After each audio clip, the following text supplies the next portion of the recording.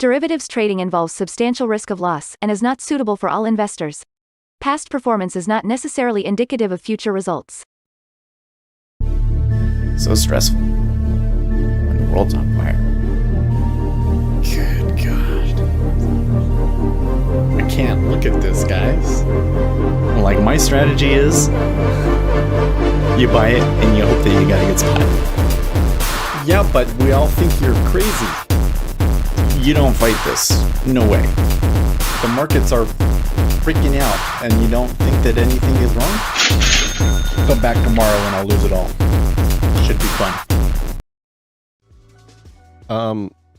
GG. Oh, good morning, guys. I'm coming into chat and I see Dom says GG. I'm like, no, this isn't over yet. We haven't even started. Why are you saying good game? What is it? Good morning. Maybe he meant to say good morning. GM. Guys, we got a non-farms. You know, I don't feel like this one has been nearly as highly anticipated as some of the ones in the past, but this is going to be a big deal as to whether or not we get a rate cut in March. So hold on to your pants, right? Let's just come in real quick, take a look at the charts. See if we got anything interesting happening overnight. So I can see that the treasuries have slipped down a little bit further in the overnight, and we are now starting to get into the single prints, although they stopped right at the single prints. I tell you what, man, I've back tested this one. This of anything I've seen in trading, like from a 30-minute time period, it's single prints. I back tested it and it wasn't that effective of a strategy, but the number of times that it'll come right to a single print and bounce is unreal to me, and I just can't figure out how that's not a profitable strategy, but that's how technical analysis goes. Anyways, S&P 500 also down overnight. And oil doing well, it's doing okay. So there was reports overnight of the Biden administration taking action against the Houthis. I would have thought that would have brought the price of oil down, but there didn't seem to be much, if any, reaction from the oil markets at all. But that's kind of been the thing overall. I don't know if that much oil goes through the Red Sea. So, but we have seen some oil equity treasury correlations. So, silver and gold kind of in their range. Copper still languishing. And the dollar off to a pretty decent start so far this year, up at 102.4, so up another 50 cents.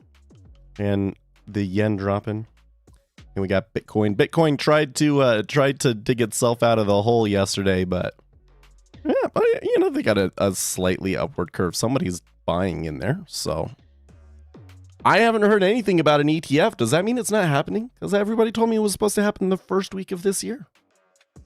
I don't know. Anyways, we got 4 minutes. I am gonna eat some oatmeal here. Oh yes. We gotta talk about the numbers. So we are anticipating the non-farm payrolls to be 175, although there are some estimates as high as 250. My boys over at Goldman, they are predicting a slightly higher than anticipated number because of the warmer weather. So, you know, if we got more than 250, the market will probably throw an absolute fit. And anywhere between 175 and 50K is probably okay. If we got less than 50K, then the S&P 500 would also be very unhappy about that as well. So, and either way, so you notice it is not even, we're not even, oh, okay, we are within 5 minutes. Well, we're within 5 minutes and the liquidity is already pulled here in ES. So when they pull 5 minutes early, that's when you really know this is going to be a big one. So the liquidity is already signaling this is going to be a massive event. Would not recommend. I can't give you personalized financial advice because I don't know your particular situation and your position, and so, but as general advice to the public, I would not advise you to hold a scalping day trading position into this news. Okay? I'm gonna eat some food here.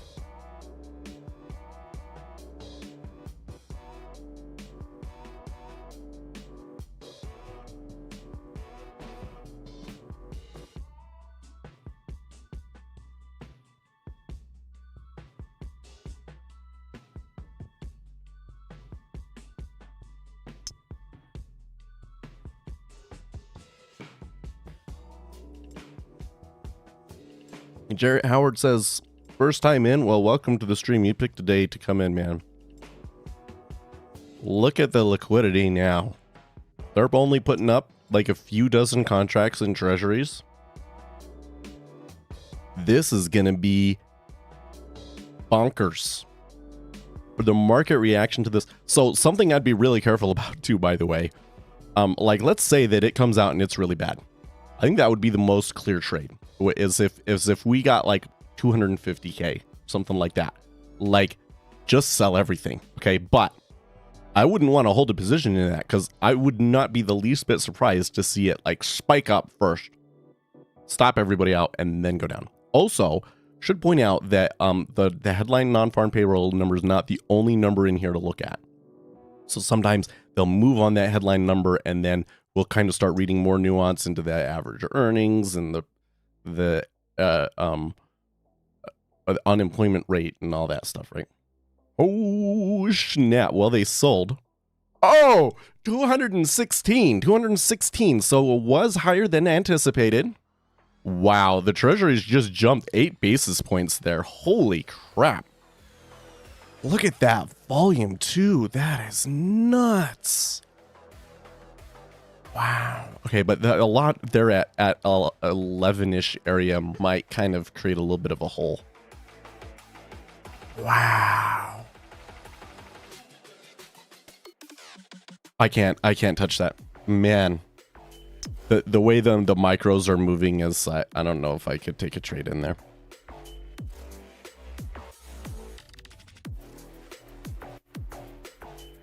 Okay, so the unemployment rate ticked down to 3.7, and the non-farm payrolls was above consensus 216 versus 175.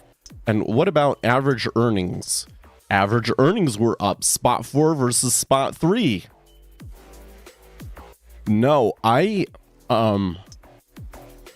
that's pretty nasty. Yeah.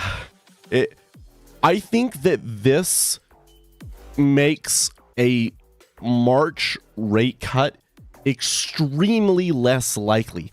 I do not know what percentage the market is going to come out to, but I think that it was like 70% and it's going to be like less than 50% now. And then who knows when we get like Federal Reserve speakers and stuff.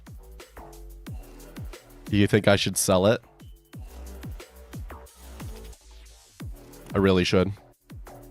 But it terrifies me. I kind of looked at the way that the micro was moving in the spread and said, no, thank you.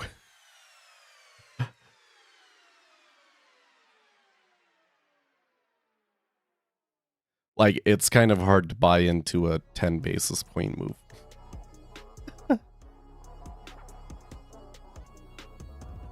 So my problem is there's this whole range here from 11 now, right? So if I bought it, I might just be buying the temporary high. But I think this is something I should be able to wait like 5 to 30 minutes and maybe do something. Yeah, look at that come back. So on sim here, well, I take that back. You know what? I really want to do something here, but I'm gonna finish this food. I'm gonna distract myself by finishing this food. This is gonna be really wild and volatile, and we're getting pretty deep pullbacks. So I don't know if I necessarily want to just, you know, but I'm gonna keep an eye on it.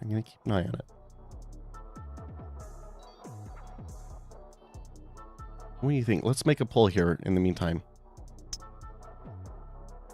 Start a poll. March rate cut? Question mark?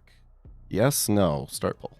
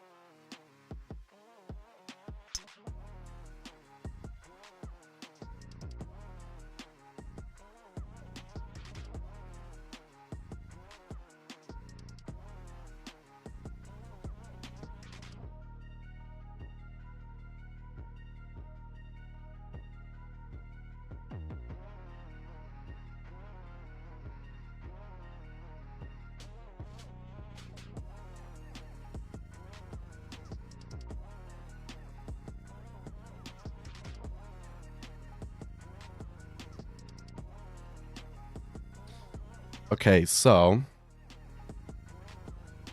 far you guys are saying no, there will not be a March rate cut now based on this news. Chewy says, F yeah, they cut it hard. I say first cut doesn't come until the second half for sure. Yeah, that's the kind of, there's some people were saying second half. Totally. I think that makes a little bit more sense. And hey, the issue here is it's, the market is doing better than anticipated. I don't think that that's just coming out of the blue. The government has kind of been doing stealth stimulus on the back end while they've been raising interest rates, and that's kind of keeping things up. So I think that it may be a lot harder to bring inflation back to target than people think. Now, thinking from the perspective of a trade here, so I did get something there. I was thinking about 07.5. I really don't like the trade that I'm seeing in the micro so far, though. It's a little sporadic. They're not really they are coming in a little bit there. Okay, so there's someone coming in a little bit there.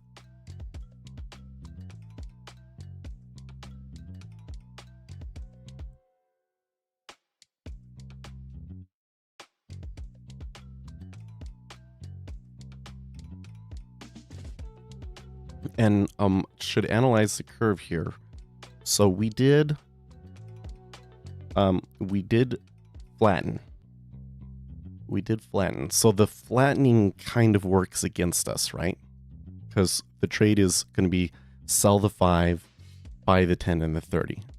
So if I want to sell the 10 and the 30, they're not going to go as far as if I did it in the 2 and the 5. So I would much rather take a trade over here, buy in the 2-year, buy interest rates in the 2-year rather.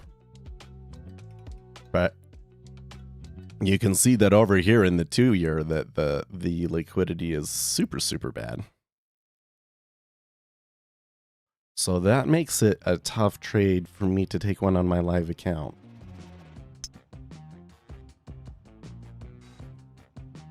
We are past the 5 to 10 minute window though.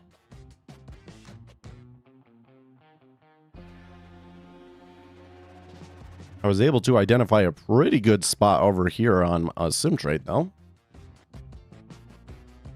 Only one contract on that one though. Right, yeah, I was only able to get one contract.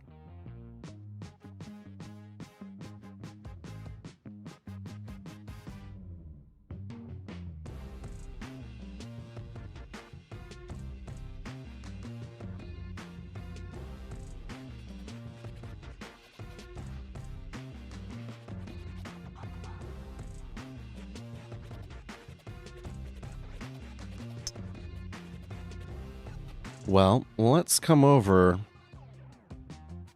Check out the Twitters. Sorry, the platform formerly known as Twitter.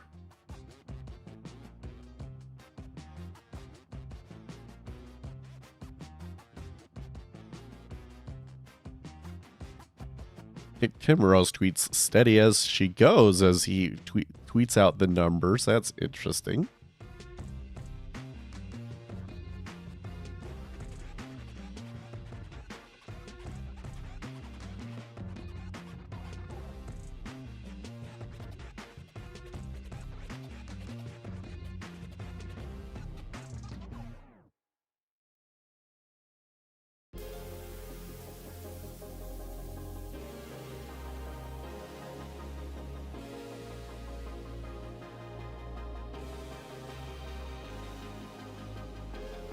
Coming in here from Mohammed A.L. Arian, I suspect that both the markets and the Federal Reserve will find this somewhat unsettling. Look for the immediate market reaction to include higher yields and lower stocks.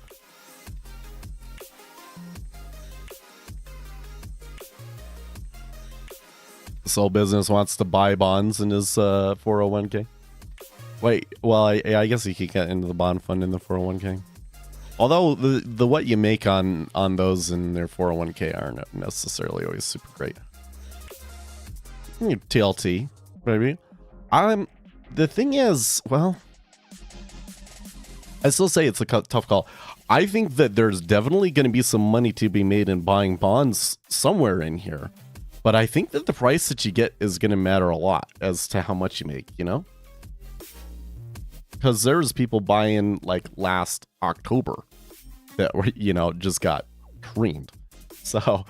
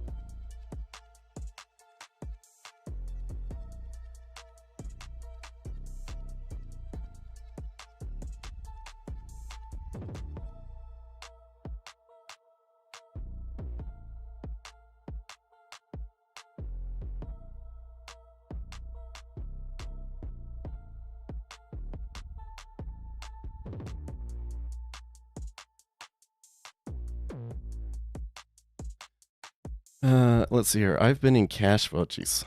In your 401k, I don't think you. Generally, it's not a good idea to put your 401k into cash.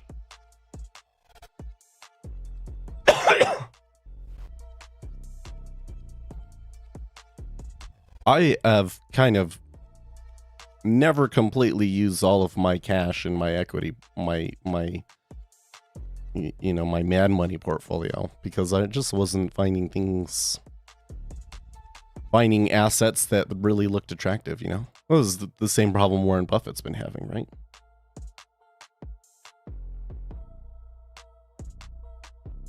You have a superannuation, so I don't know what that is. Yeah, I have to look that up.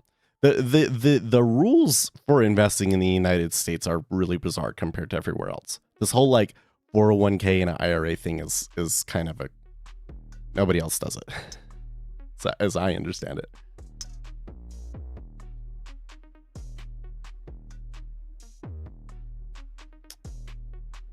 Okay, well,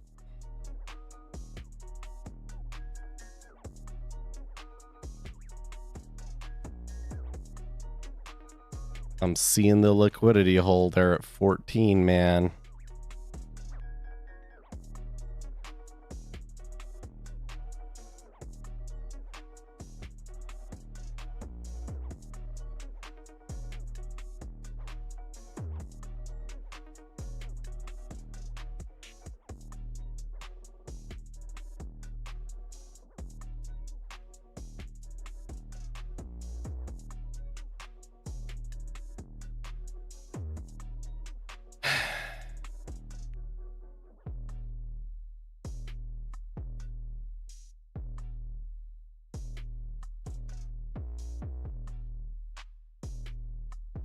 Are they going to give me 07? God damn it.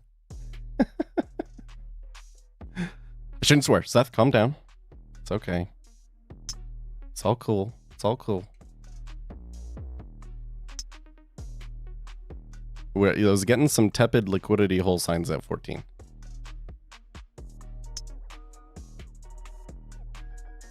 And I thought, well, if that's the center of the hole with this volatility, I might be able to get those 7.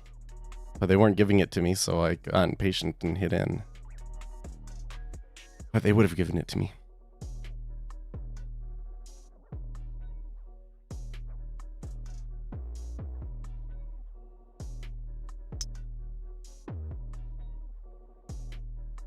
Okay, we are seeing the dollars maybe possibly pivot here. So that's kind of been the thing I've seen lately, and I think I've done a little bit better with today is you get the move and you look at it and you're like, oh, the treasuries could probably, you know, this is the pullback, probably form a base here and go. But then they don't because the dollar keeps moving and the dollar drives it. So I waited for the dollar to kind of give me a little bit of a shift. And we'll see if that helps.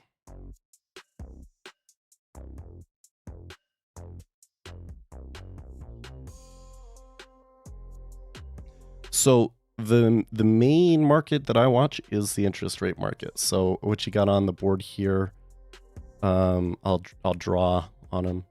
This is ZN, ZB, ZF, 2, 10, 30, CL. That's oil, ES, equities. So if you're not familiar with futures, ZN is a 10-year treasury, CF is a 5-year, and ZB is a 30-year. These are the treasuries, and then these are the interest rate futures, which are cash-settled futures. So I trade over here because my size is really small. Like you see right here, I have a live position on right there. You know, it's up $4, right? Taking very, very small risks. This, you know, most people trade ES in futures, but I digress. This is the dollar index.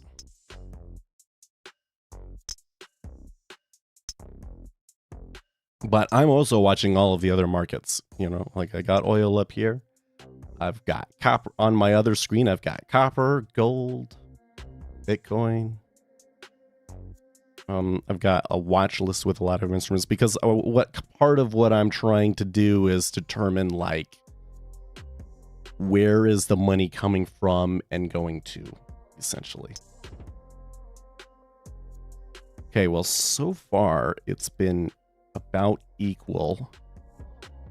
Oh, I take that back. I've had 8 ticks against me and 4 favorable. Really? It's been that bad? That bad, huh?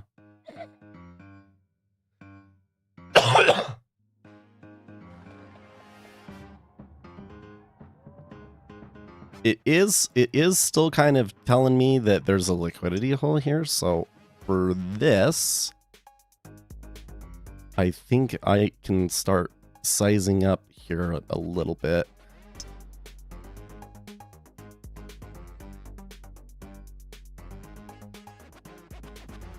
This one is a sim trade, so I'm doing something a little bit degenerate here. This one, I could potentially think about just bailing on that.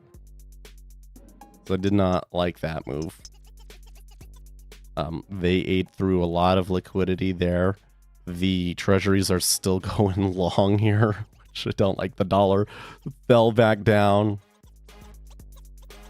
And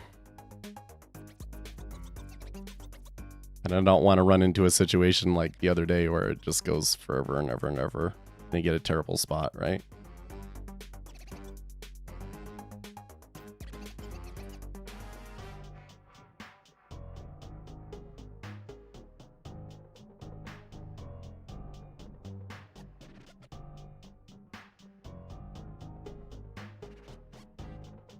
Hopefully, yeah.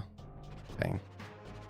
So, on that one, I didn't like seeing it go 10 against me, but because I think I'm in a liquidity hole, there's a pretty good chance that we kind of like rotate around that. So I don't have to be too hasty here.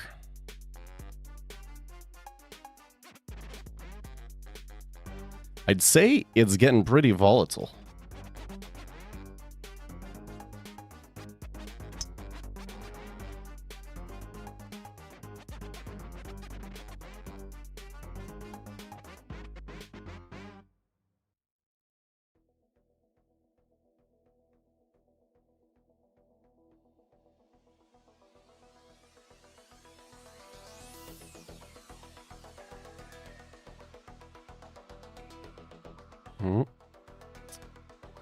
Nope. But you notice it's able to go up. Okay, so 2,000 there at 16.5, but the two before that were 700 contracts.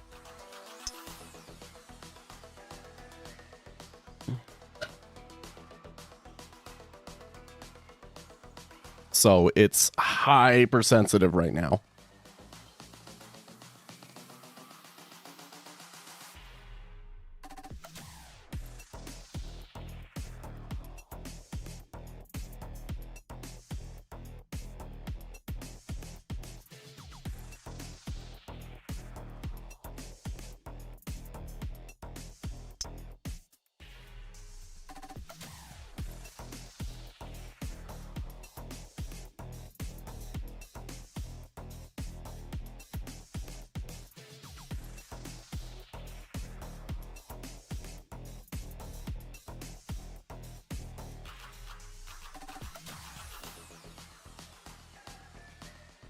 To see this much net buying in the treasuries after an event that was so clearly bearish is quite unusual.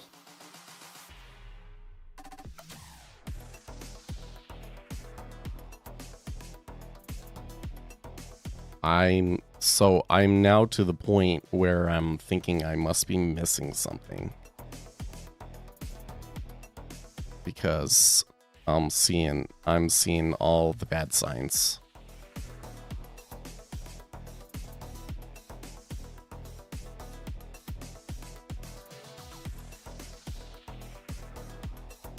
So I'm gonna take the loss on that.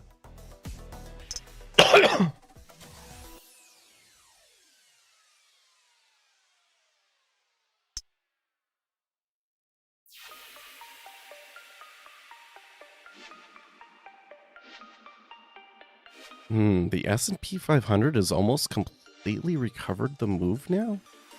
Really? I don't know what I think about that.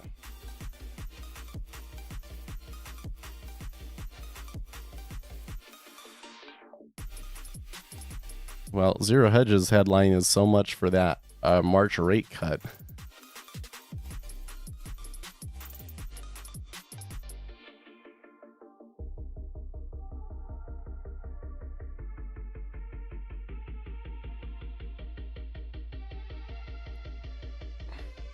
Okay. So one thing I want to look at is the revisions. So Zero Hedge says, once again, the BLS revised not just one, but both previous months sharply lower. October revised down 45,000 from 150 to 105, and November raised down from 199 to 173.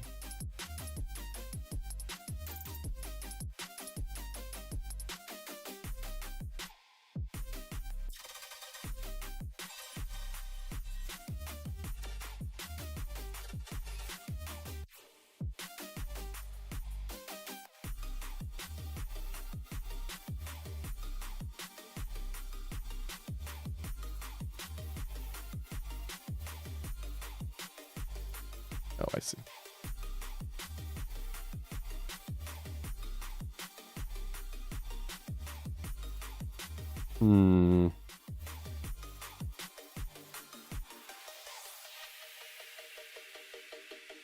Always go long America and never go short America.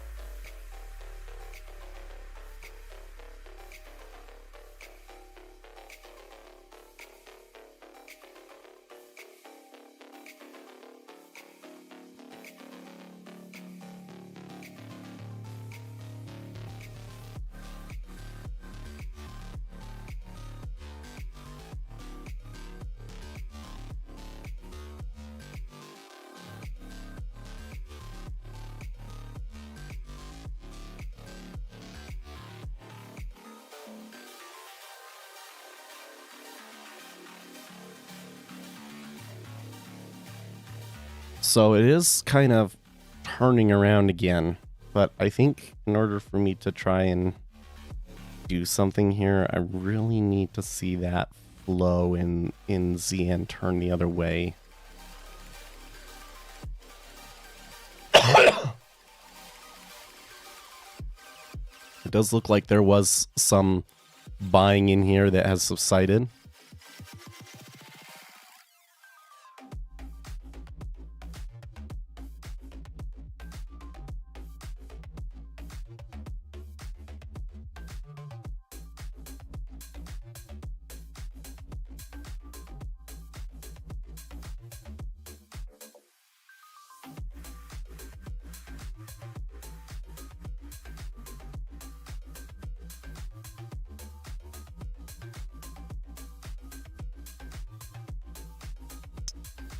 Kind of do like this area though, just between the cost basis here, between like 14 and 19.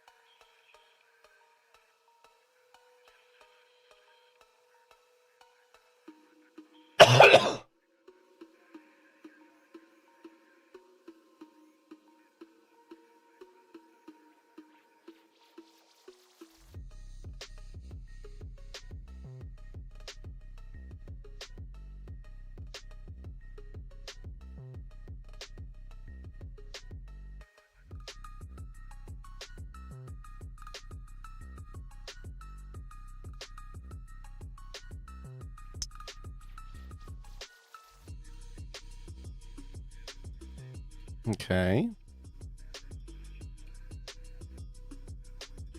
Well, that was a little bit better. We did get a tiny bit of a sell there.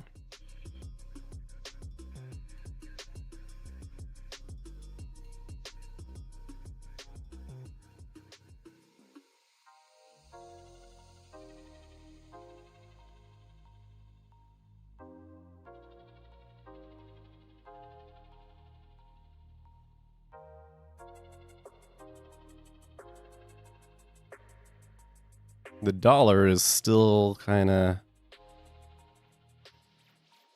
languishing, though.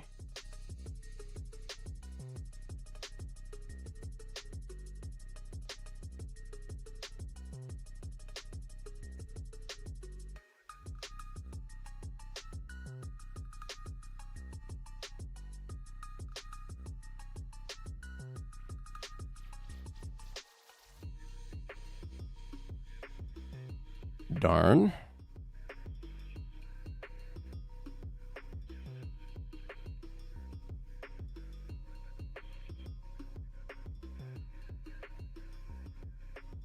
That was quite a jump there. It wasn't necessarily accompanied by volume, but they just got sucked up.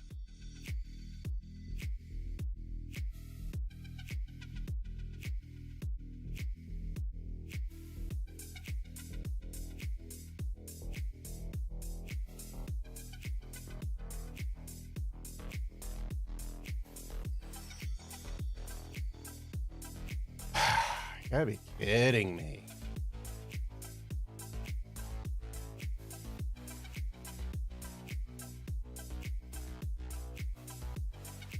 Cut a guy a break here, guys.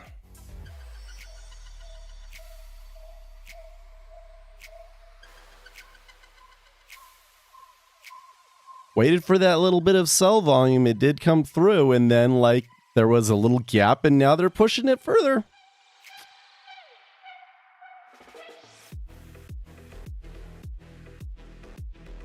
So I guess that wasn't as good of a pick. You know, I thought the spot that I got originally was not bad,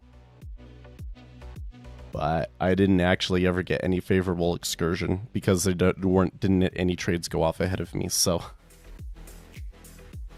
which is to say, like 068, I think was offered, but like nobody hit it.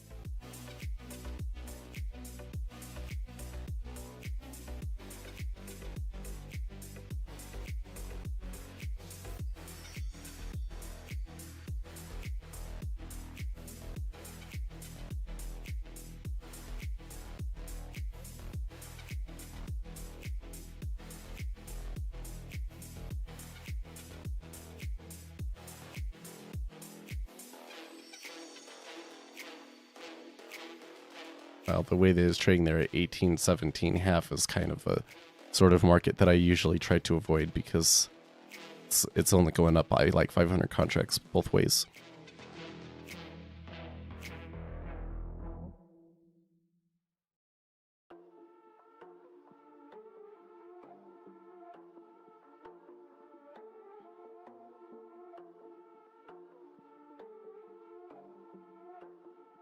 If I was swing trading, I bet you I could probably take it short anywhere in here. And it will eventually come down back towards the lows. But like which price? What's the optimal price for like a scalping it? I don't know.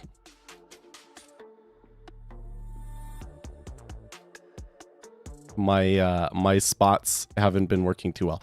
There was definitely like a liquidity hold down in here, right? But the market is just too illiquid for any of that to work, I guess.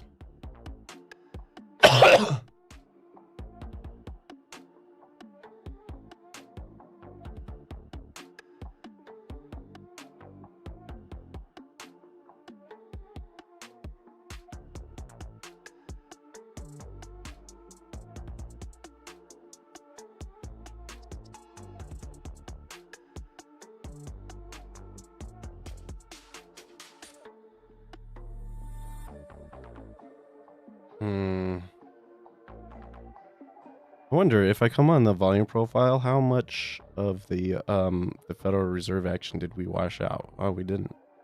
You still got to like 111 before you're completely washing out the Federal Reserve move. Some clicking there again.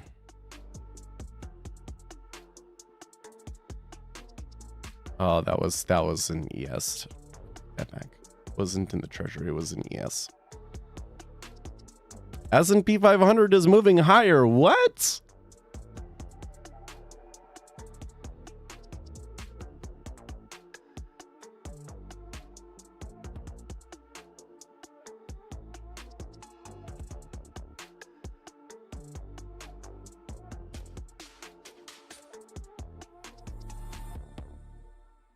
You find this? I do not find this relaxing right now, Jiwi.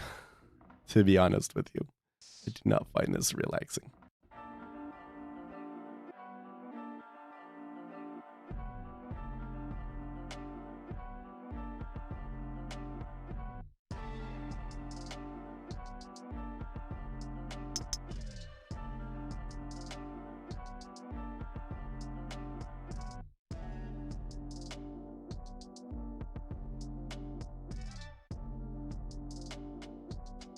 Oil is buying here.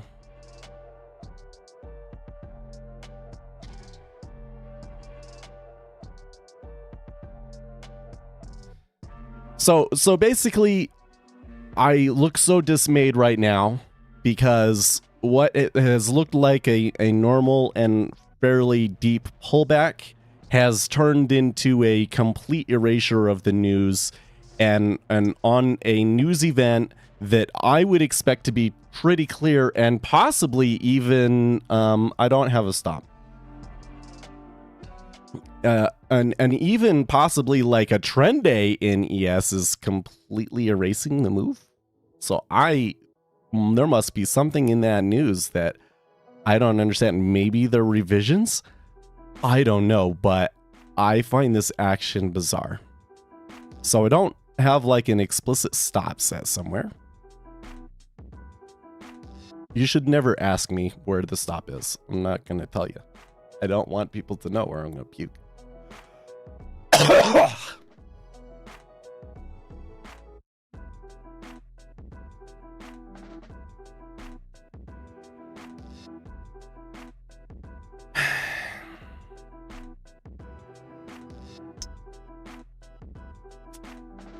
Yeah. Okay. Well, I don't like how when I put my liquidity out, they immediately hit me.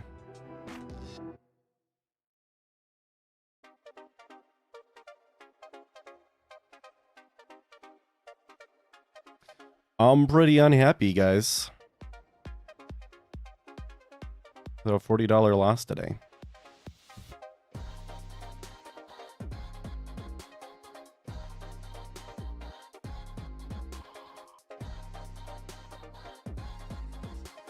office is safe places is here.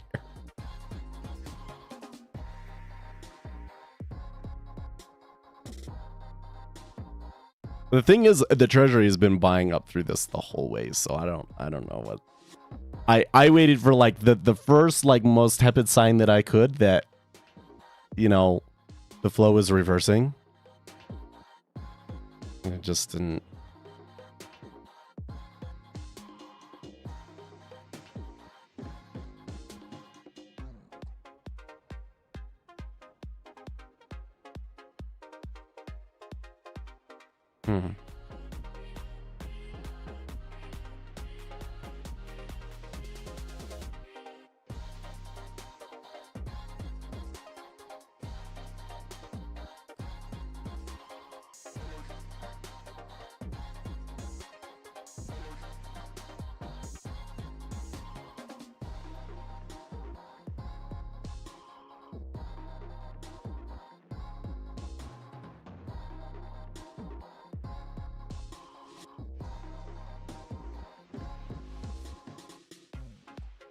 Part of it also is the dollar never stopped coming back down here, right?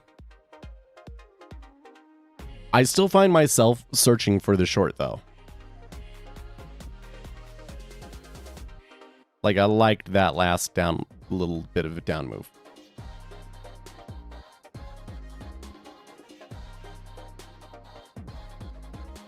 I don't know. I'm probably just going to be sour all weekend now.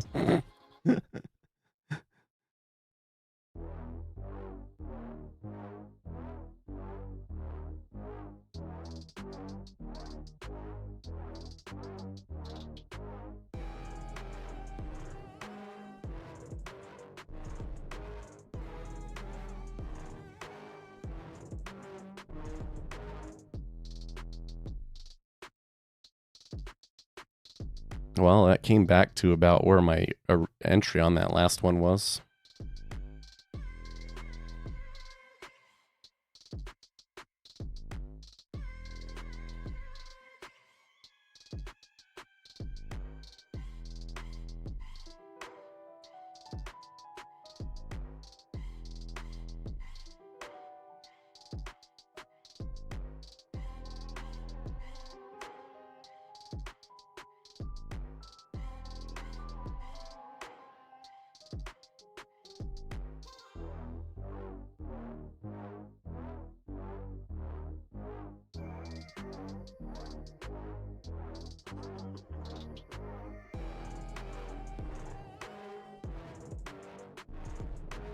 Well, that's the strongest downside we've seen in a while. I'm going to clear below us.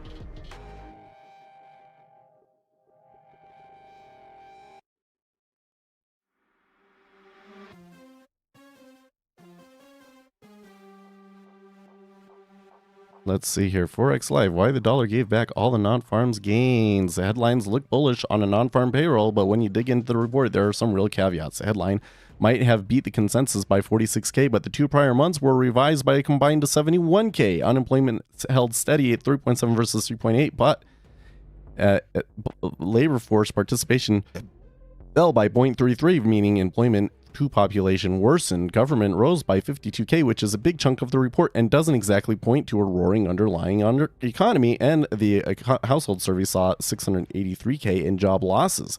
Given the strong ADP and initial jobless claims numbers yesterday, the market was clearly leaning towards a beat. The one data point that will give the Fed some real pause was the average earnings up spot 4 versus spot 3 expected, but that's hardly the final word. Stay tuned as we get ISM Services at 10 a.m. Eastern time. Oh, yes, I forgot about that.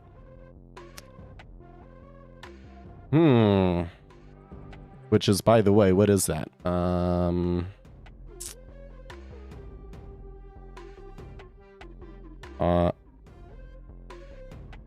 ISM Services PMI, looking for a reading of 52.5.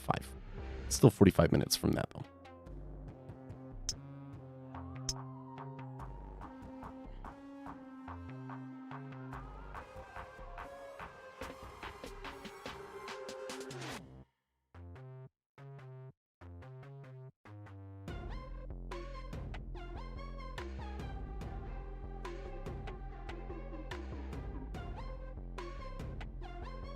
So at 16.5,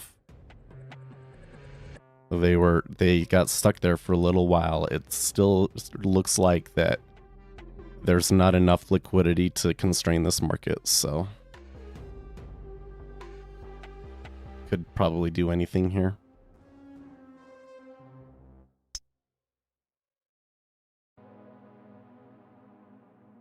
You can see their buyers trying to dig it out. And they didn't have to try too hard to get at least a candle to tick up.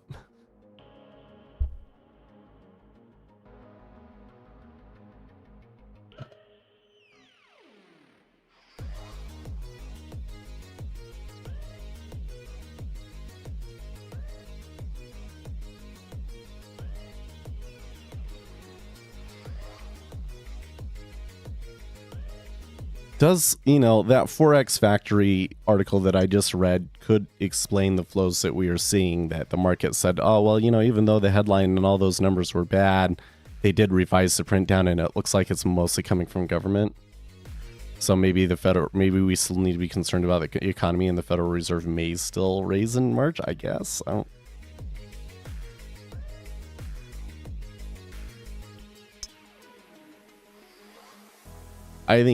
I don't see how you raise in March with these numbers.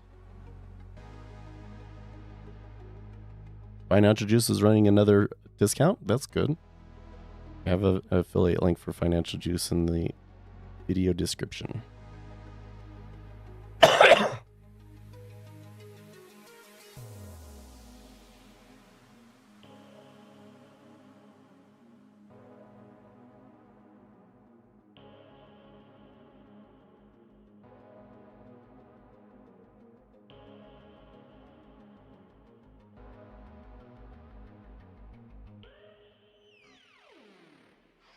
Have you been checked by a doctor? No.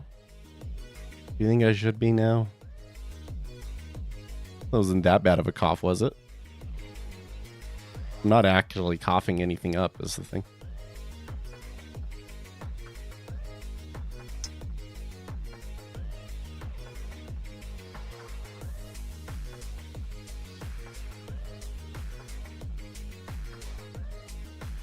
Not really getting anything out. It's just like white phlegm. It's not, you know, it's just a little dehydrated.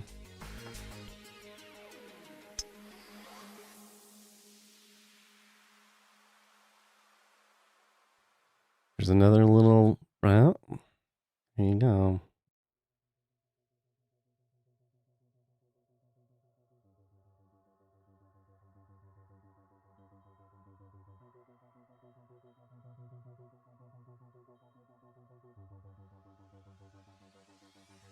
So you did not take much at all to move it there, right? And the volume in the Treasury has been flat this whole time. So we still have yet to see any selling come through. So I have a new theory. Maybe they are anticipating the ISM services to be really bad. Some users are expressing concern. That's funny. So Saw this thing on TikTok the other day. They're like, you know that they have like rap sheets on like every influencer ever, no matter like how small they are. And I'm like, no, they don't. And I looked and there wasn't anything on me.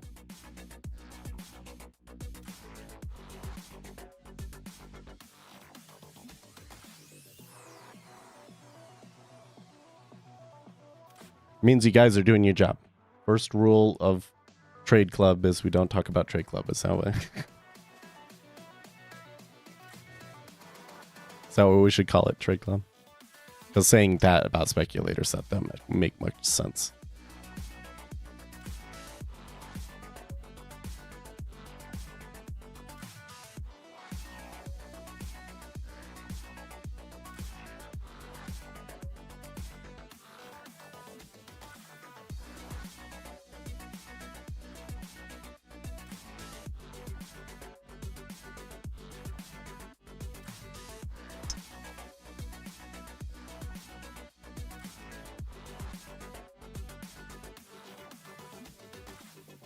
Six J. So this move up looks like it was driven by the 6J.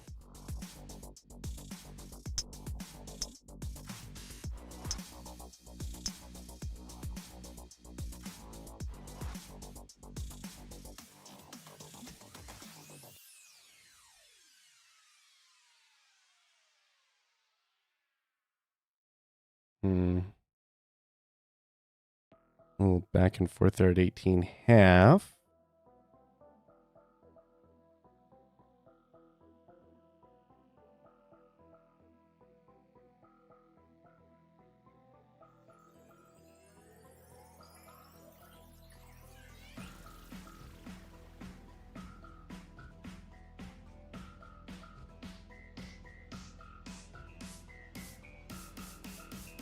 $30 seems to be dropping back in.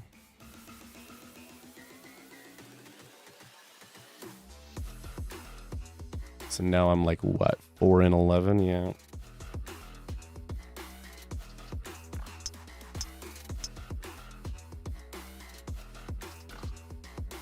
It seems really bad in my mind, but it's just, I've been against the trend, right? The trend and the flow has been up. And I'm trying to predict the flow that the flow is going to turn down, and I've just been wrong.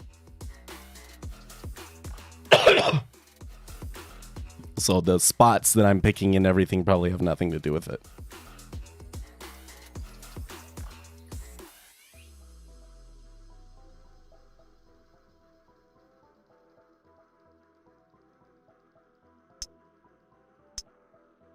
Well, I'm not too concerned about me being sick, but I am a little concerned about my long-term health, that it just seems like we all get sick so much more easily now.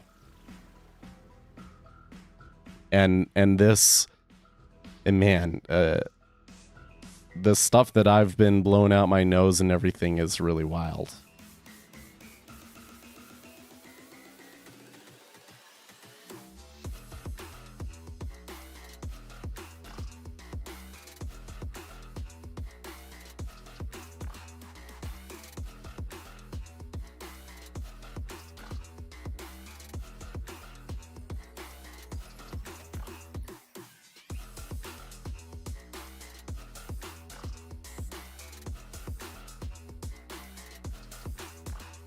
My theory is this is because humans are more and more dependent on medication. No, I don't think that makes sense. This is something that specifically has changed since COVID.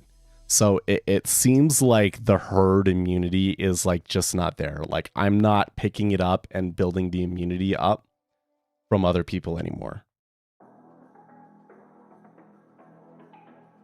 Because I typically don't get sick very often because of my gut problems.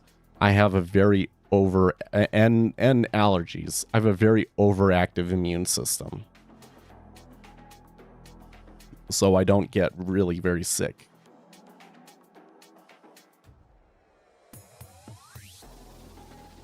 But now I am getting sick a lot. So I guess I didn't take allergy medications before, and now I do. So maybe it's the allergy medications. Ooh, that's actually probably a better theory.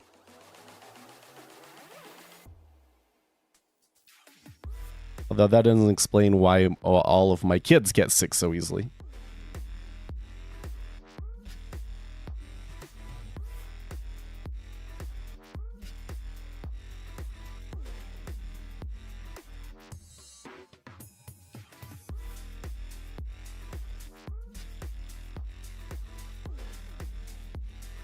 So I'm thinking about the ISM Services PMI coming up, and I'm looking at this and I'm starting to get a little frustrated. Like, this is not going to drop before the ISM, is it? It may kind of like find an area and range a little bit in here, but I don't know if this like big drop is coming. They'll wait for the ISM. If the ISM is hot, then they'll shove it down again, and we won't be able to jump on board because it'll be so fast.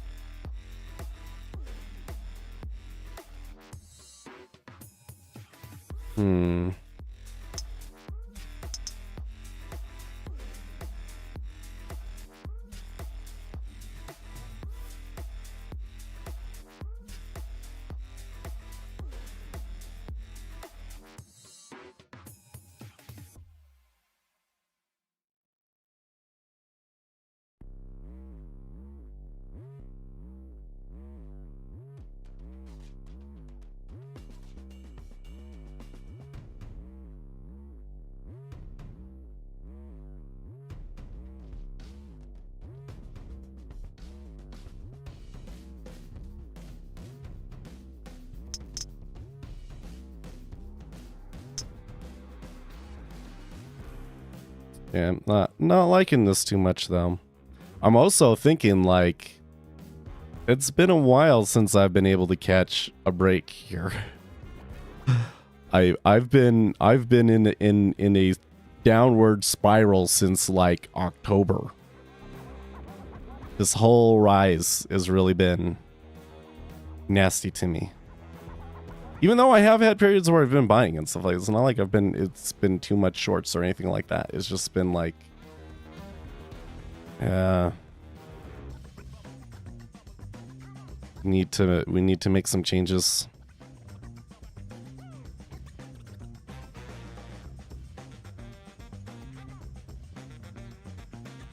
Something wrong with my understanding of the market. Something wrong with my feel of this.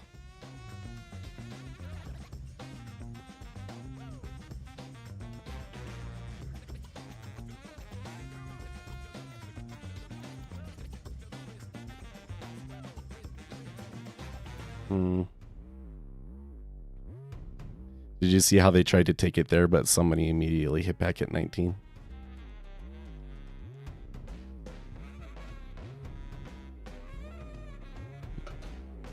Basically like market if touched orders.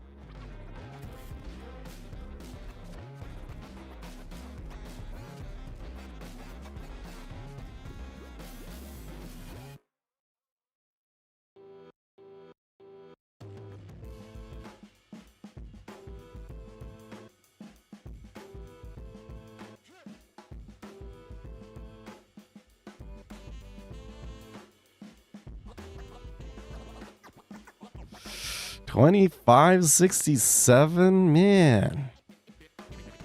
That one moved at 5 ticks over there in the micros too.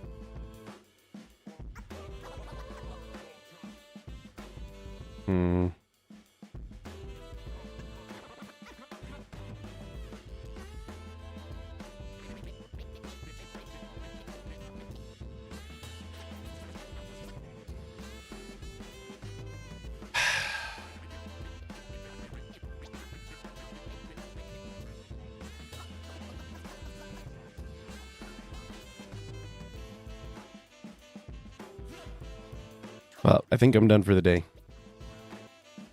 3 in a row now. Crazy. Crazy. Am I just being really stupid here? Maybe. I mean, I probably could have cut all of these off earlier than I did.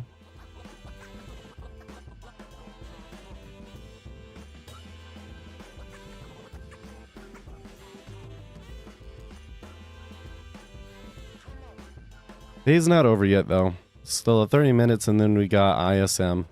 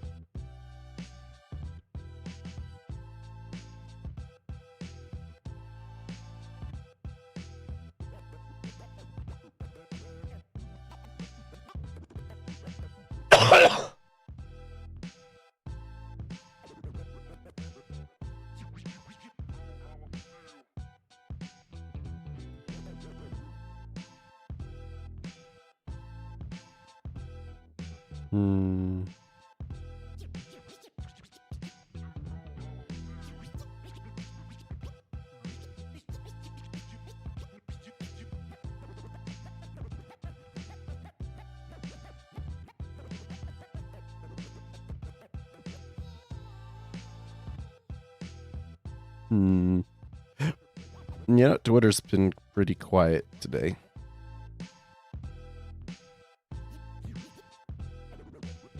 Oh, this one on my sim trade, that's going to be my pain threshold for that one, so.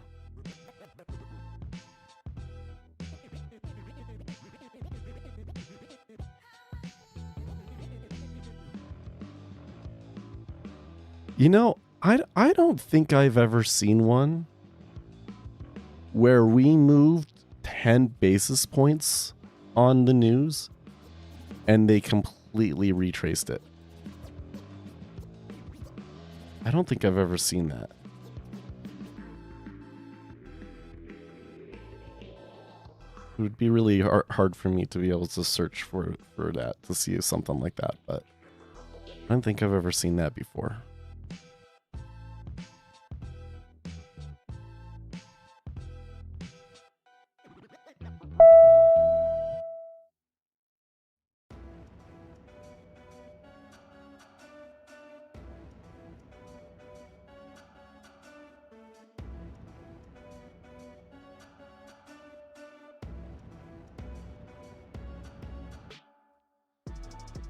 Hey, Brando, how are you doing?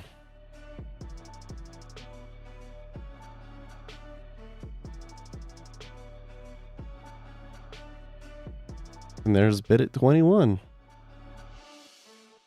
I could come in and go. I could come in and go long, and it will almost immediately turn around, right?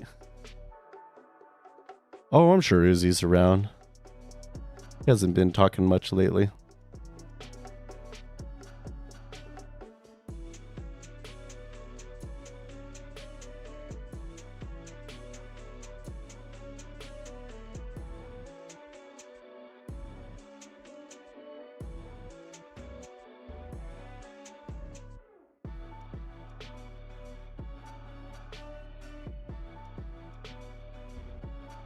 Julia Coronado says December jobs report confirms cooling, narrowing labor demand while wages were a little firmer than expected. And what we have learned is there's not much of a link BW wages and inflation. Wages are cooling most where consumer prices are stickiest and vice versa.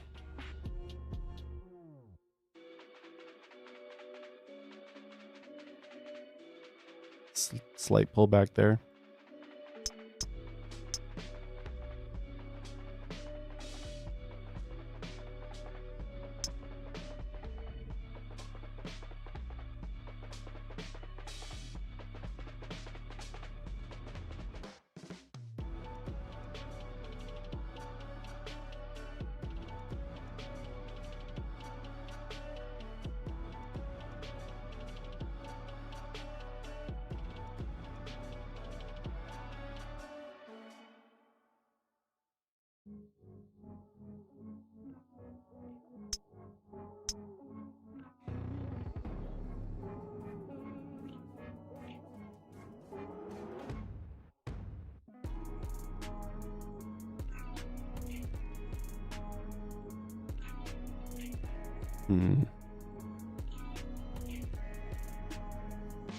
I was starting to think there, maybe they're finally going to start turning down, and they almost immediately retrace it again.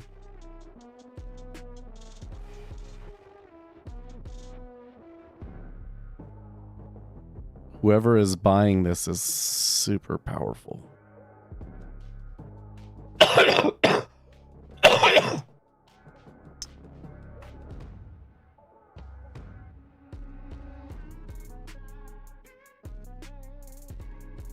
Lucas says, I wasn't expecting a market reversal, that's for sure. Yeah, sorry. Should have muted it before I coughed. I don't want to get too hard on myself. You know, a day like this will happen. But I'm pretty unhappy. The thing that makes it me unhappy about it is that it's been like this for like a few weeks now.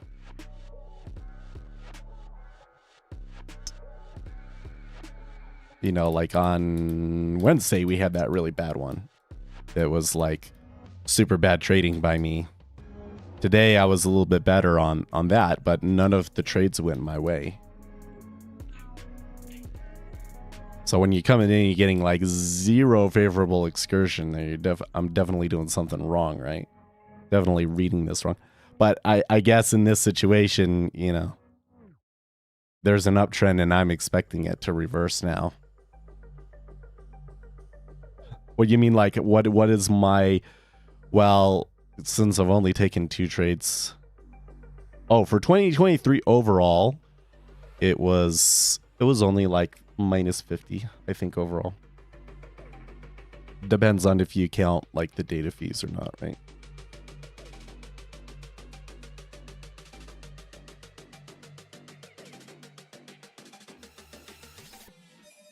Yeah.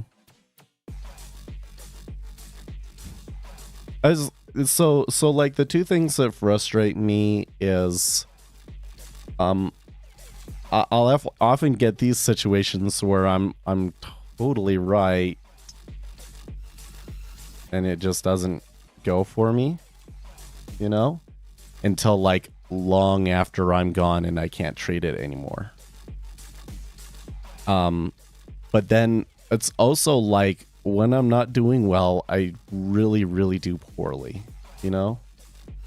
Like none of them will go my way at all. And it's a little perplexing how I can get into a situation where it's like, I think that I have a really good handle on which way the flows should be going, but I can't get even a single favorable tick, right? So I'm missing like really big stuff somewhere, and something has kind of changed in the market that I seem to be not aware of since October, beyond just the, you know, that the treasuries have been buying and interest rates have come back.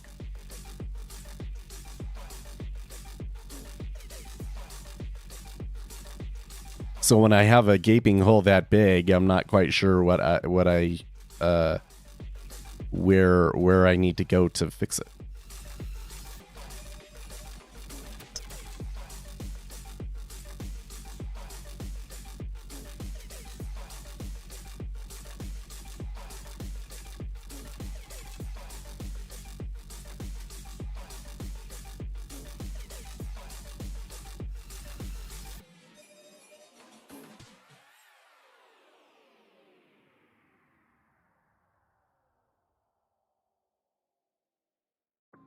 Yes, and the continued downward revisions to prior months' reports are the big takeaways in my opinion. This is weird.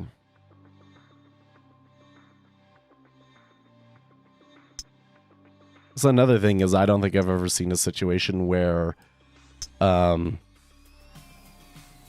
they beat the headline by that much and it was the revisions that the market cared about, you know?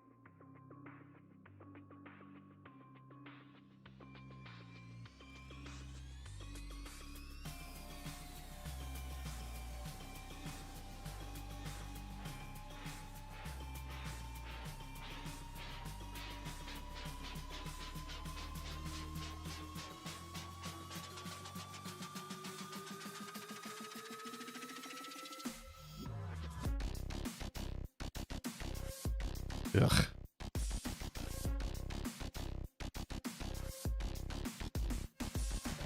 I'm concerned that once the Mucinex wears out, I'm going to be more sick today than I was before.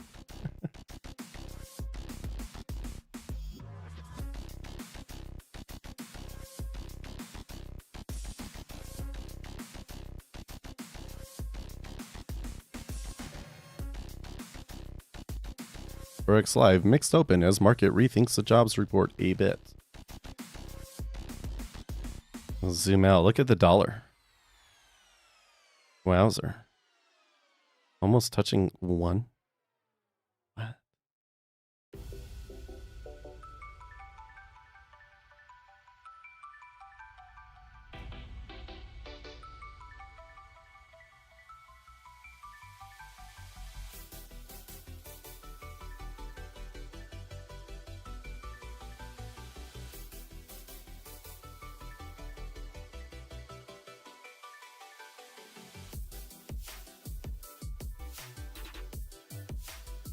Well, back to the bottom of this range. Are they going to try and expand it? Oh, yeah, they do by a tick.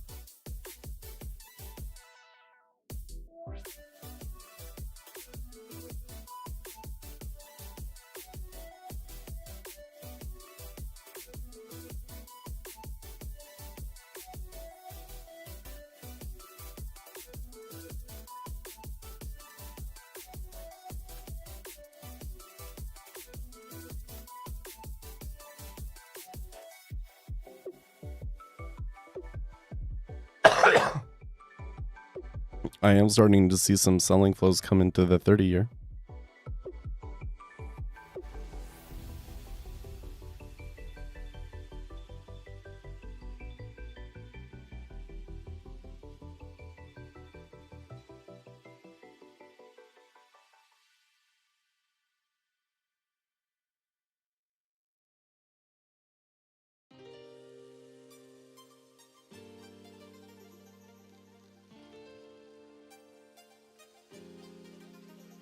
Iceberg on the offer at 18.5.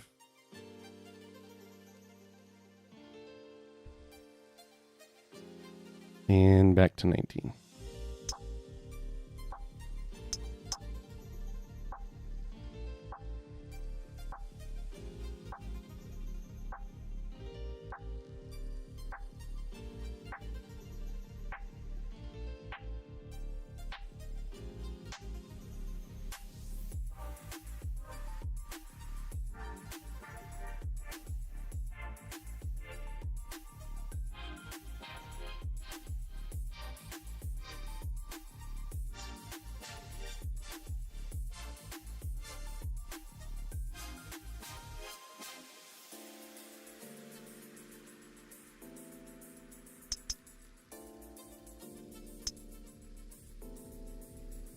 There's a little bit of buying came back into the ES as a bunch of offers canceled there.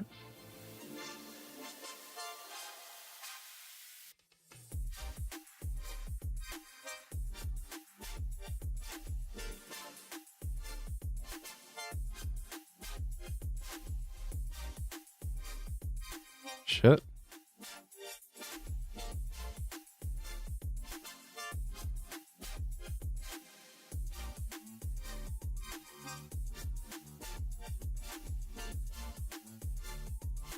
They throttle it right back up there, and it takes hardly any contracts to do it. Is the dollar falling there?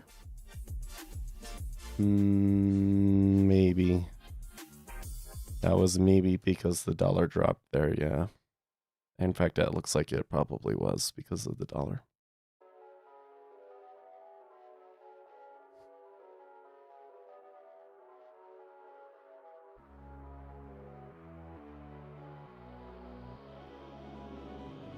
Still getting selling flows in ZB though. I guess curve is steepening back up a little bit, so that may be some of the factor.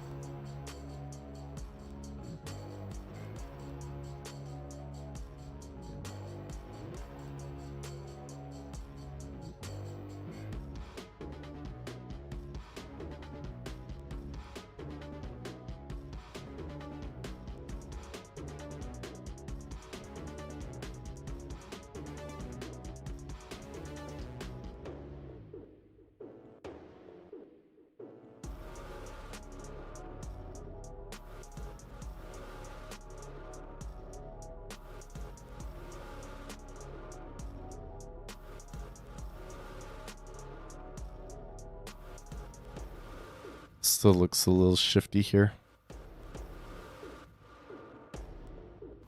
But kind of looking like we're at the mercy of the dollar right now.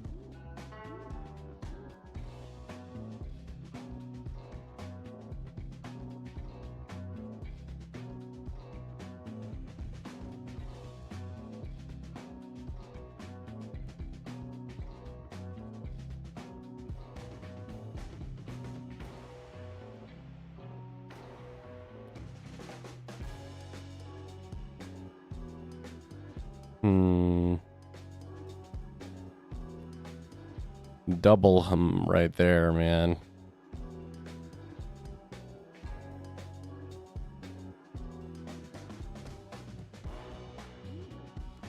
Look at the dollar.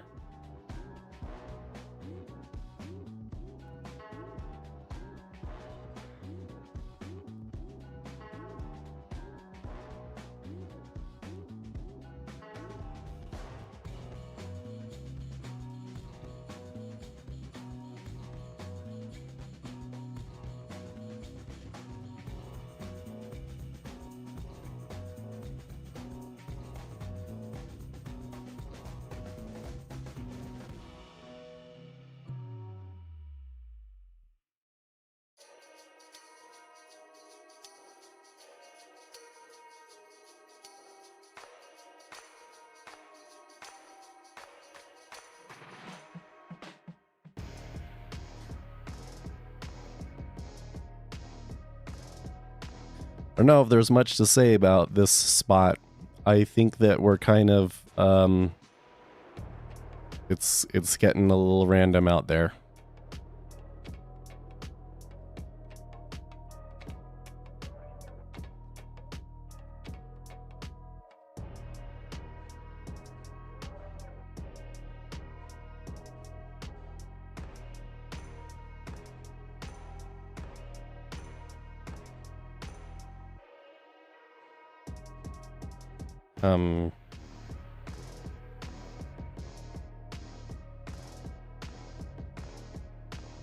So I'm gonna Take the small loss on that one.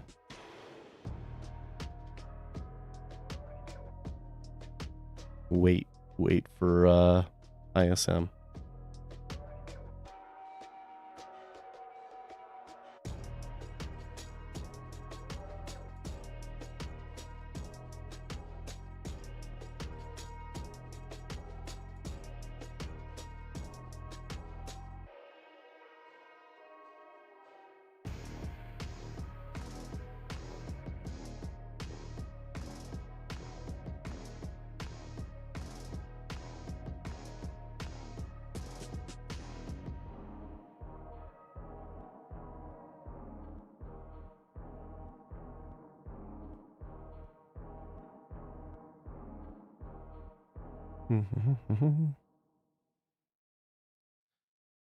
Yeah.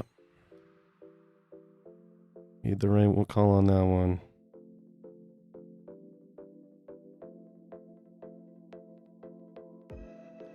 It looks like the Treasury is indeed going to completely retrace it.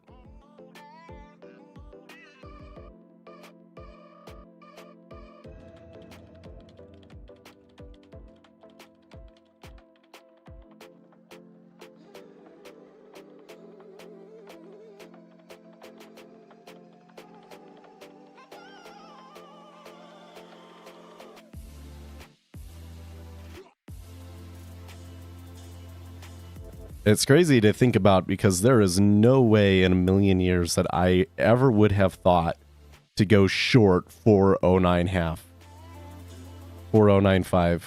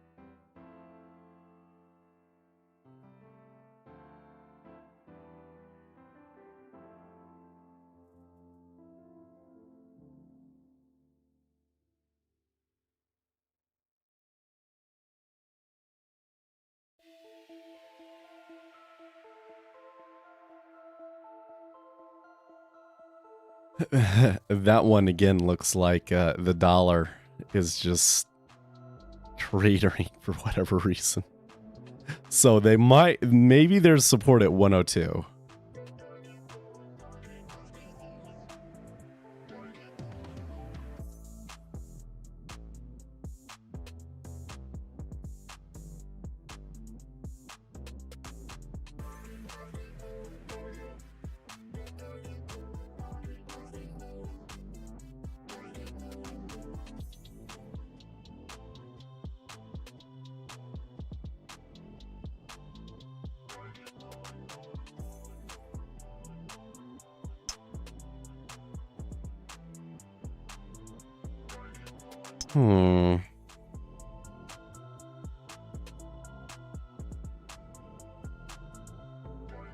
There is a bounce there. Got to keep in mind that what number I'm seeing on there might not be what the dollar index based, depending on the difference between, you know, the different futures delivery dates and all that sort of thing.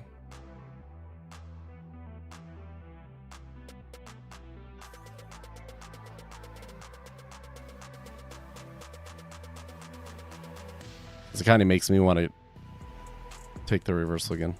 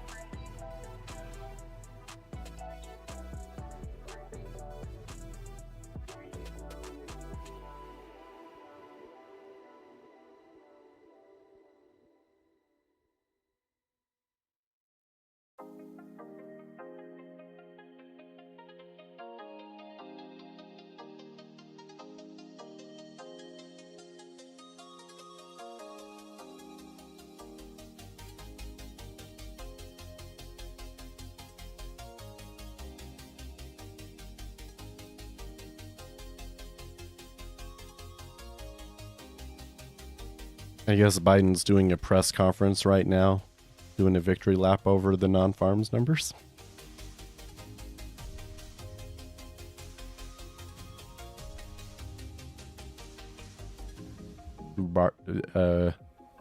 Barkin is speaking later today. Oh yeah, but this is not until much later in the day.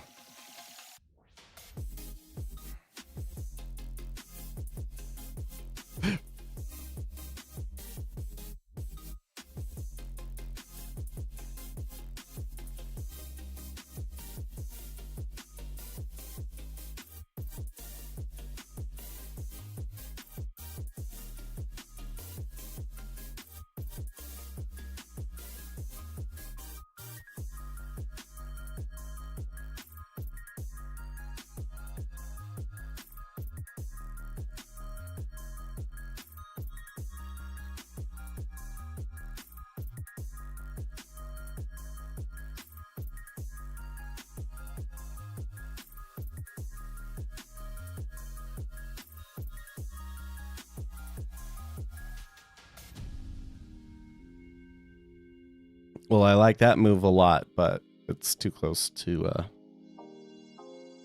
ISM to be taking a position.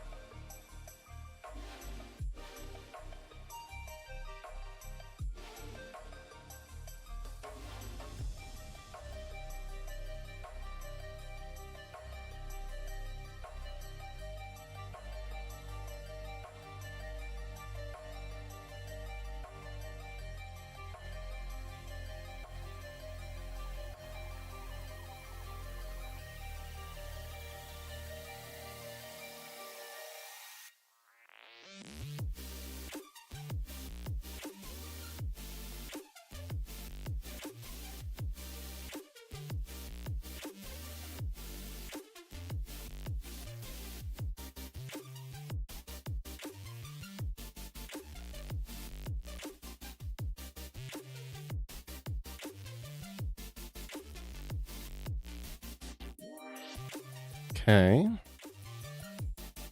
I have to say that, you know, I'm just noticing the volume profile is like really disorganized, actually. Is it possible to let a contract expire with it? Well, yeah. What will happen is you'll probably get called for delivery before the contract stops trading.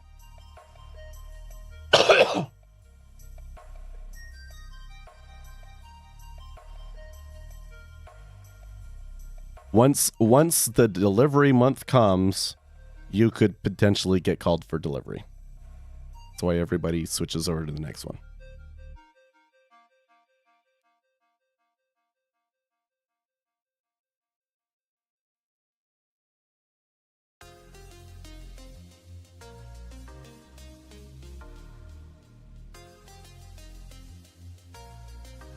I wonder if being sick is affecting my decision making, because no, I don't think so. I don't think so.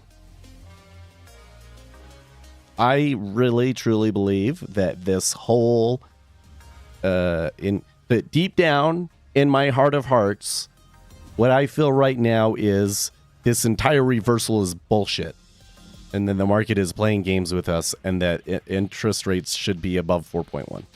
That's what I think. That's what I think. Market disagrees with me. Okay.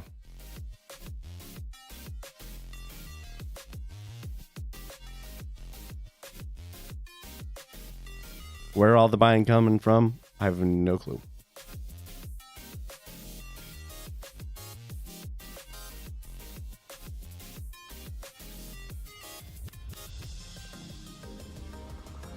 Okay, well, they're pulled for the ISM.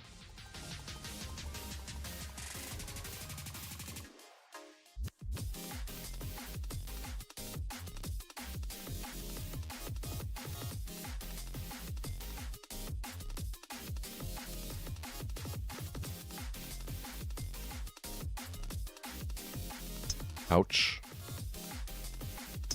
Shoot. What?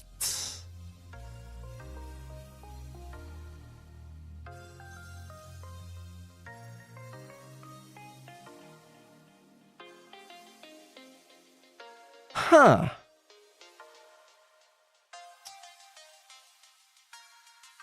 ISM Services PMI 50.6 versus 52.5. Prices paid is still high. No, this reaction does not make sense. This reaction does not make sense.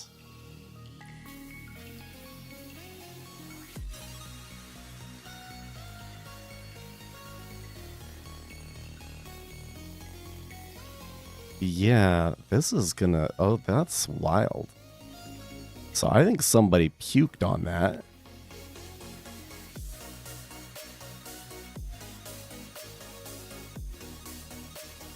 The volume and everything, that was one of the craziest things I've ever seen. That is definitely the strongest order flow I have ever seen off of an ISM.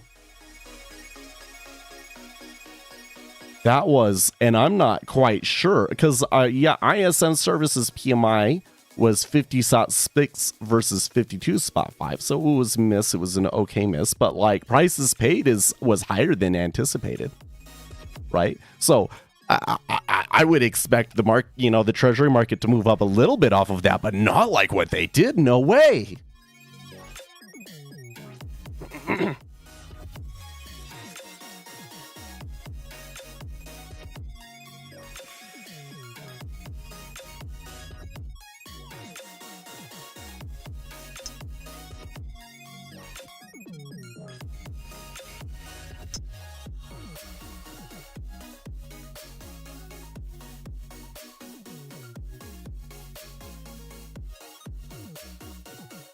Why do they like the ISM so much?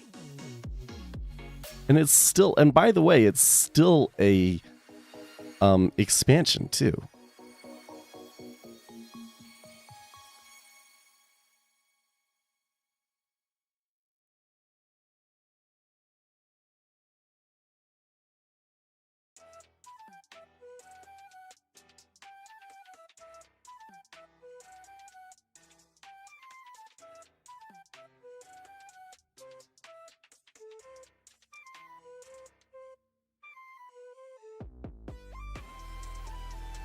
Wow, guys, what the fuck?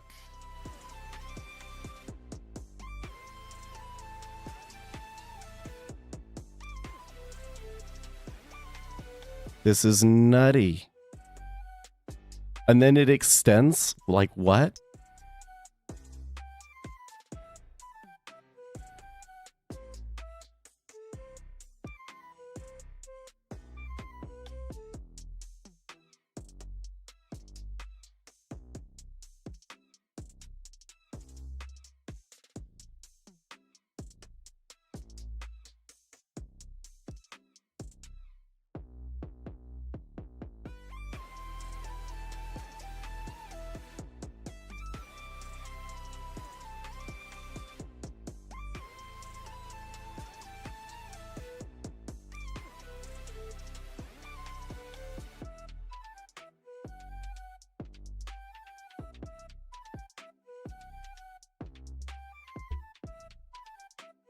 I don't know what to think about this one, man.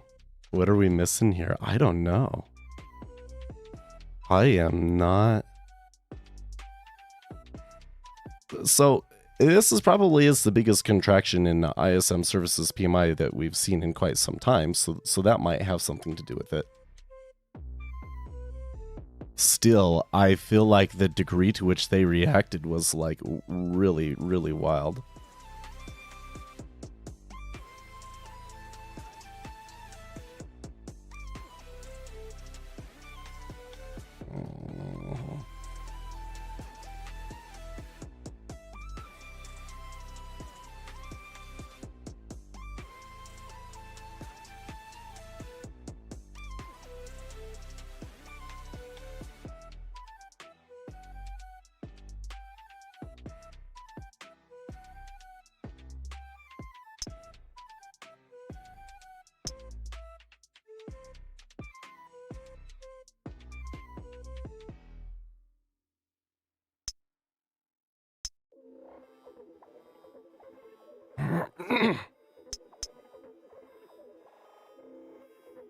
The S&P 500 jumped so hard on that too. What the fetch?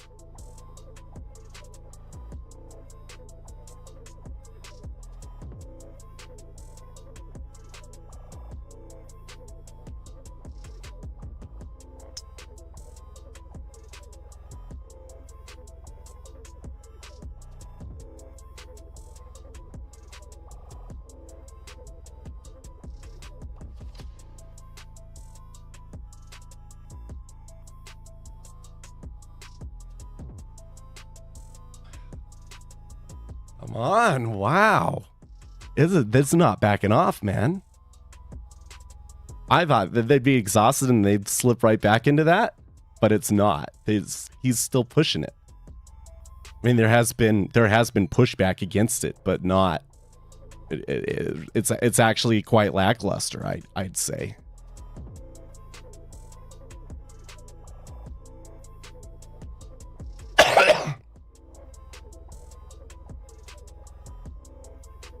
Well, it should note the 10 years they're like at its high, but not the 5 years, so they're kind of a little disjointed. I don't know if you're going to get like a really clear stop out there.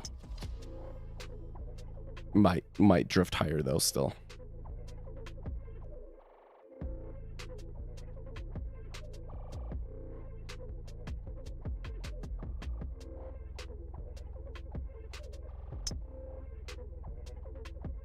I think that's kind of why it kind of was sputtering out there. Oh, I forgot. We're supposed to get some decent amount of snow this weekend. You're in the east. Coming around like Monday. Apparently this snowstorm is going to turn into a pretty big... The people up in New England might get dumped on.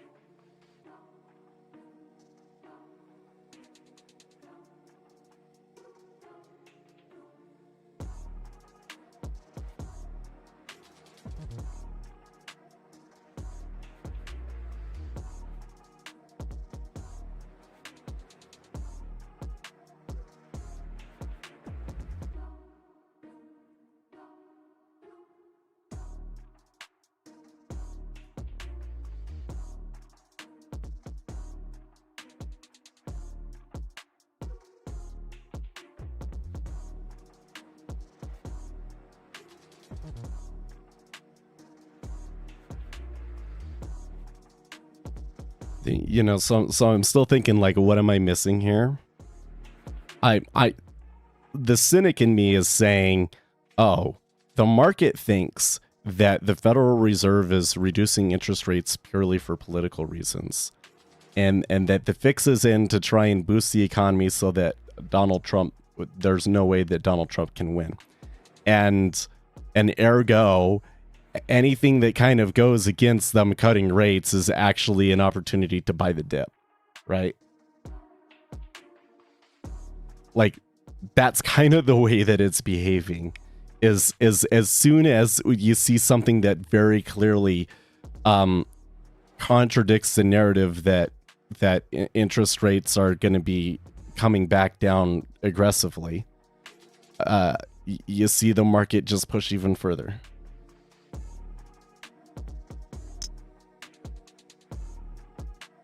Does factory orders have something to do with this? Well, so factory orders, new orders was 52.8 versus 56.1. Services employment is probably the one that did it, actually. So services employment was 43.3 versus 51.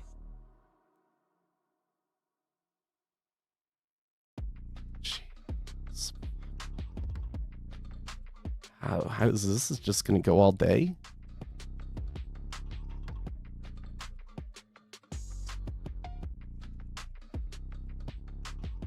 I took a big risk on that one, fading it. It was probably stupid of me to do, though. Because, like, look, I could have made 25. I could have made $40 if I had gone the other way. How is that?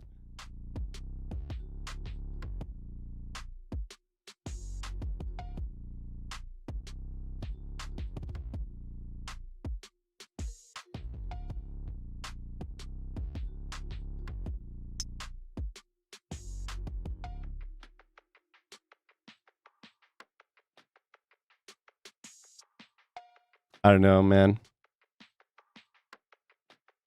The kind of move like this just makes me want to quit. It's like, well, how can you be successful? You're that wrong on an event like this.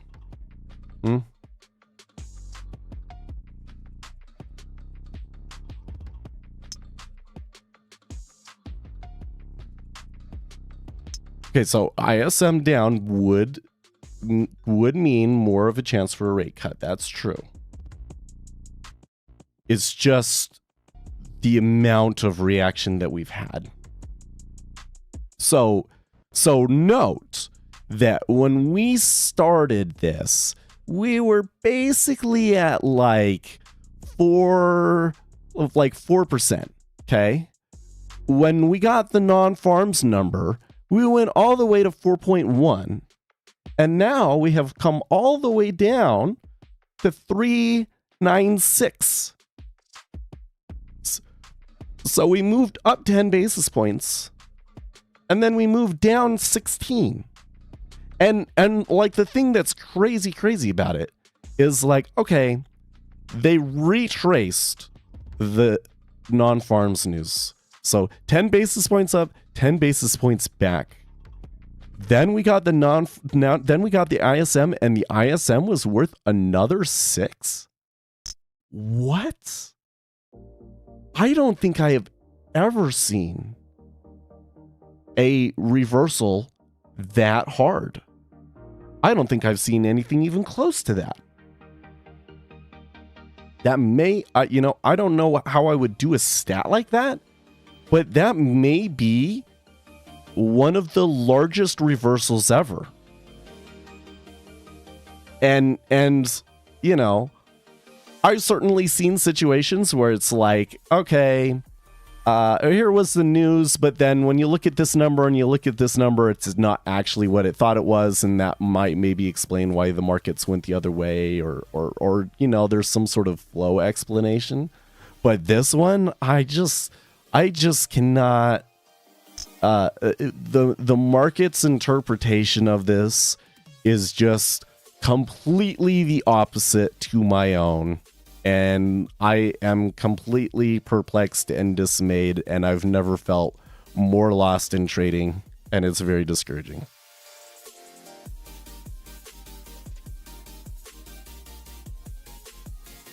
Yeah, it was 17.5. Yeah, well, there was where was that? There was a lot of trade in there just because it was kind of like a hole, but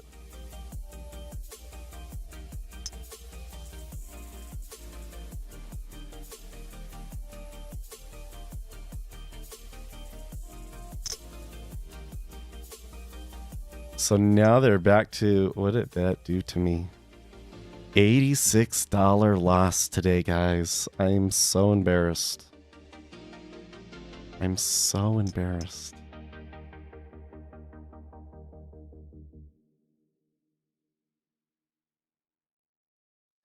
You guys can change your vote on the March rate cut poll, right? Out of 28 votes, 61% says no, but market says by 70% you're wrong. What do you think? Do you want to change your answer, or you still think that it's not going to happen? I'm going to change the title to Largest Treasury Reversal Ever. I just got plowed, man.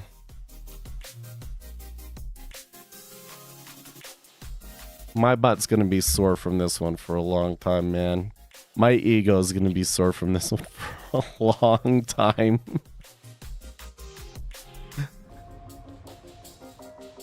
Oh, I don't think that. So if you come in and you say you want to short the market, you want to go short treasuries here, I don't think that that's necessarily short the USA, right? I really don't think that what you're seeing right now is in the best interest of the economy in the long run.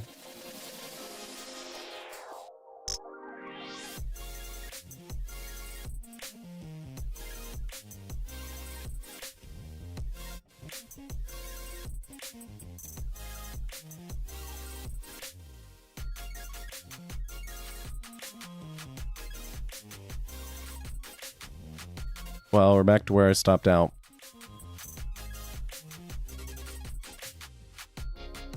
I'm so tilted and so upset. I really should not be trading a live account. So I'm, because I could totally come in and like totally reverse it and it comes way back and make a big portion of it back, but it's fine. I'm out $80 and that's just the way that it is. I'm going to come in here and I'm going to take a short on the micros. I'll give myself 10 contracts. I'm going to take sequential profits a lot.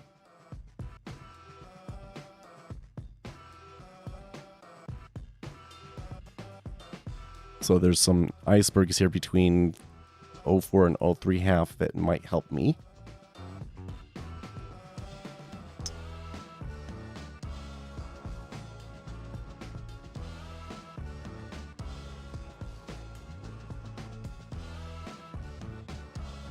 That offer got filled awfully quickly.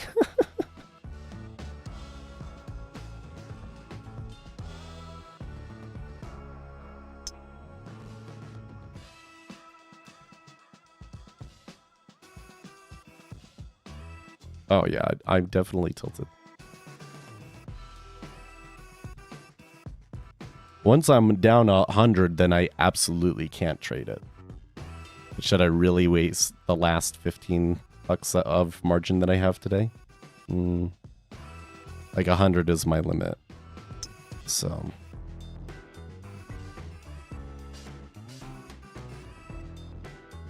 I don't think though, like if I were to go back to this day and I would say, okay, I had a big loss this day. Why was my loss so big? There are days where it's like, oh, I was tilted or whatever. That's not the case this time. This time, I had high conviction and was dead wrong.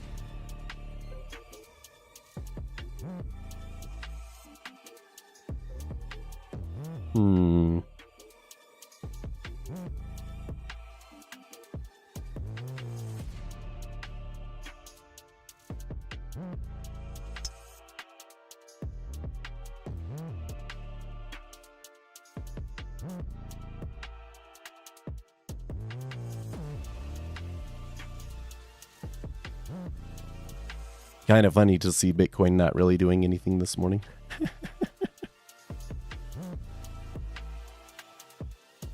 Man, the Japanese yen got slammed up here really hard too. And gold.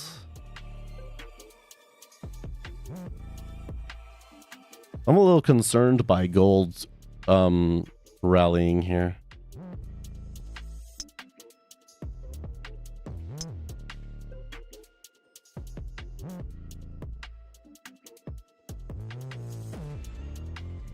So to trade what you see is I think the stupidest advice in trading, and I absolutely despise it. No shade to John Grady because I love John Grady, but you're taking a trade because of what you see. Everybody thinks that they're trading what they see. It's dumb.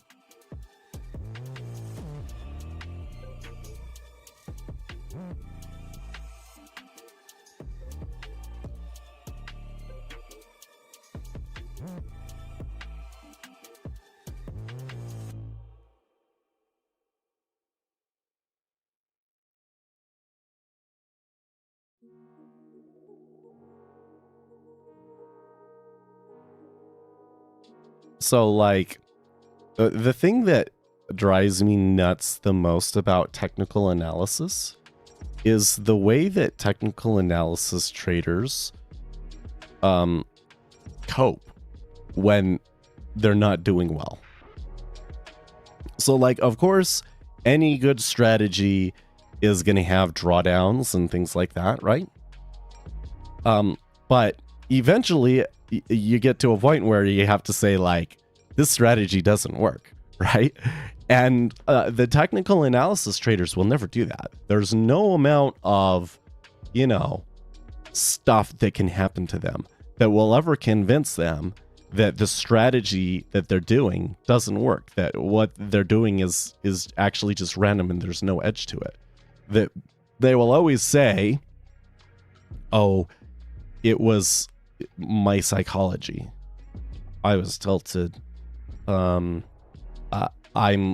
self-sabotaging or something like that, right? And no, it's not. It doesn't work. Okay, so when we come down and we look at what we're doing today, and it didn't work today. We did not have success today, and we have not had success for the last, like, 3 weeks. If not the last 3 months. Okay, so what is it? Well, is it because the things that we know about the market is, you know, wrong? Well, no. So we know a lot of things about the market that are empirically proven, right? But a lot of the stuff that we know about the market that is empirically proven kind of says to us, this is going to be super hard, and you have to be, you know, your best edge is likely that you're going to be informed. So if I'm not having success right now, then what does it mean? It means that I am not informed. And in particular on this one, it's actually a little bit more interesting than that, because we all got the same number, right? So what I was not informed about was how other people will react to that piece of information. I've been dead wrong about how other market participants will react to that piece of information. There's no other explanation for it. I was wrong. That's it. Right? And it pisses me off when I come in and you know, that's the only thing that I can do. And then I see all of these other people that are completely clueless about, you know, what they're doing. And they can never take responsibility for it, that, like, you know, my thinking and theory on what would be a profitable trading was wrong, you know? I just hate that.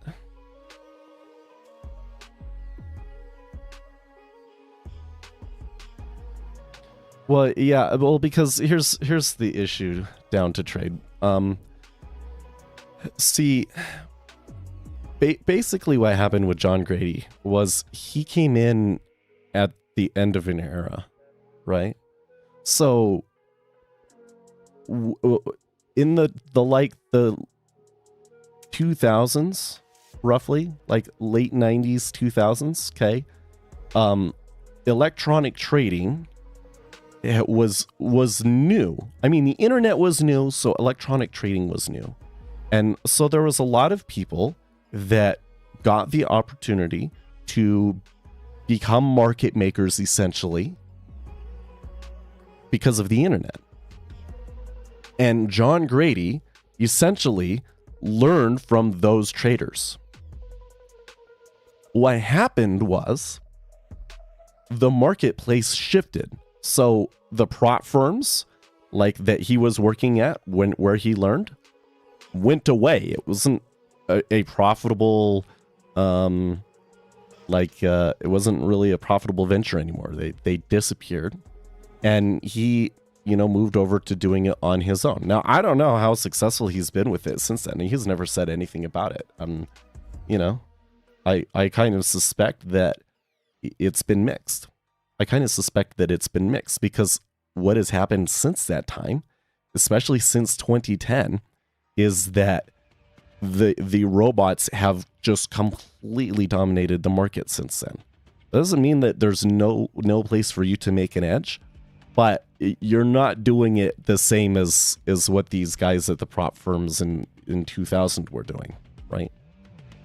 So how do you deal with that? Well, one way that you can deal with that is be an informed trader. So John Grady says it depends on the context, right? What he's actually doing, and if we were to try and put what he does into a more scientific context, what he's doing is he's taking pieces of information that he knows about the market that are not necessarily things that you can see on a chart or even in the order flow, and he's using that information to potentially predict future orders. So he can know, based on what he knows about the liquidity, what he knows about the orders that he's seeing right now, and what he knows about the information about the market outside of the exchange, what orders you might potentially see in the future. And he's making a prediction about that and then looking for a spot to go. Now, he does it a lot more tight than me, right? Like, he has such a tight stop on all those, he probably would have scratched almost all those trades that I took today. But yeah, that's what he means by context. So the way to learn the context, now that you have it in a scientific context, now you kind of have a way that you can learn the context, right? Look at all of the economic numbers that come out. Read the reports. Read analyst reports. Read the news. Like, read CNBC and Zero Hedge and political news too, and understand what's going on in the world. And that's over time. You do that. You watch that every day. You watch the market. Over time, your mind puts together this framework that, hopefully will have some efficacy in predicting those future orders, right?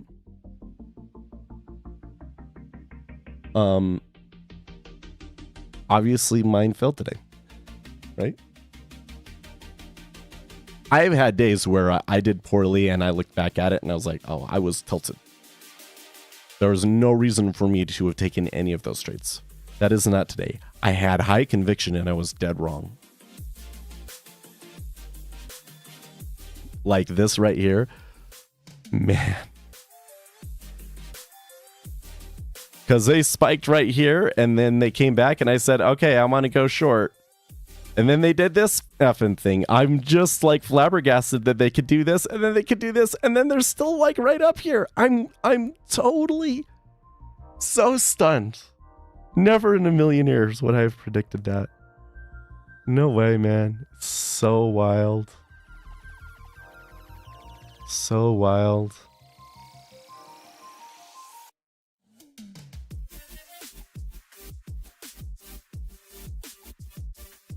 So, I don't know. To be honest with you, it really makes me want to give up. Because I don't see how I'm ever going to be really super successful if I can't call a day like today correctly. I can't be that wrong on a day like today and be successful long term. I really don't think so, because these are like the fat-tailed events, and I can't let a fat-tailed event like to eat the whole thing. That's unacceptable. So I've got to make super big changes. If I'm not willing to make super big changes, then I might as well just quit, right? But I just don't know what to do about it. I don't know what to do about it. After that type of spike, you think it's kind of crazy going against it? After the non-farm spike, like that's the thing, is I think after the non-farm spike down, that's the kind of move that I think is kind of crazy going against it. Now that you've seen it reverse so far, don't you think that when it reverses and goes the other way, that there shouldn't be a little bit of like, pullback, that you can get maybe a little bit of it? That's what I thought, but maybe that last trade was tilted. Probably that last trade was tilted.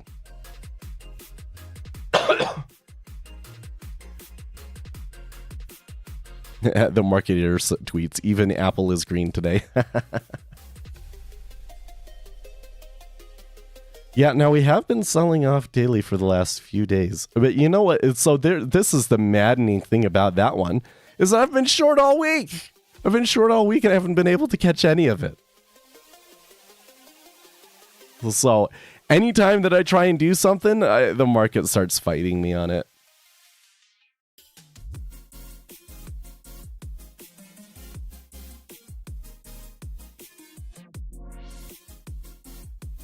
All of my research, everything that I've known hasn't done me a lick of good this week for whatever reason.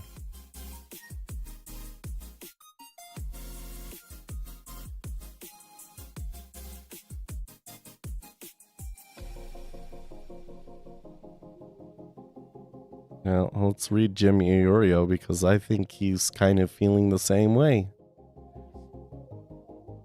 Today's numbers were more bad than good. The good was the net number of 216 and the 3.7 rate. The bad, another downward revision of a previous month.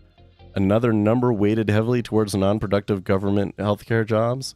Household surveys showed a huge drop of 636K jobs. Responders of the establishment survey tied a 10-year low of 49.4. And we are seeing a lethargic lack of responses to government surveys in many examples of economic surveys. This leaves the government to rely on nonsense estimating methods like the birth-death model. Rates went down and stocks went up. On balance, this is not good news. This will be portrayed as good news, though. Oh, well, I do kind of, I don't know, I'm mixed because I do feel like that what we saw today was bad for the economy. But I don't think that what we saw today is good for rates. Or rather, I think that it should be rates go higher. Basically, I just fundamentally disagree with the 10-year at below 4%. That's not necessarily to predict what's going to happen during the day because that doesn't, you need to think about the orders. But from a fundamental perspective, I don't think that interest rates should be below 4%.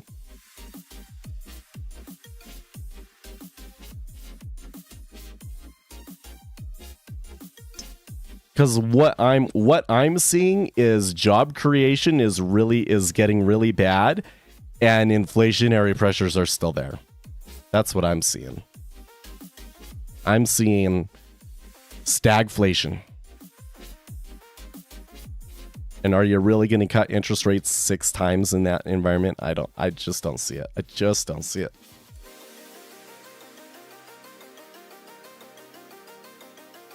But there's big pieces of news. It's a lot of room for you to be wrong.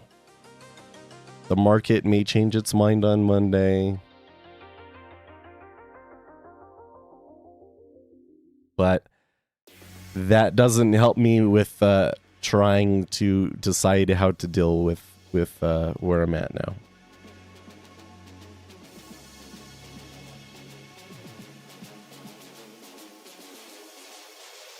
Yellen is talking soft landing. Maybe my political perspective is clouding my view of this. Maybe their political perspective is clouding their view of this. I'm sure most of these people making these trades are Democrats, right? I don't know. It's still though, like the biggest thing is I have never seen such a massive move off of an ISM. Like what we got there was on par with some of the best beats in the jobs reports that I've ever seen. Like that was bigger than the reaction to the non-farms. I don't think it was in terms of volume, but in terms of net cumulative delta, it wasn't as much. But wow. And then for it to like go and extend like 2 times after that is a really like a big wow.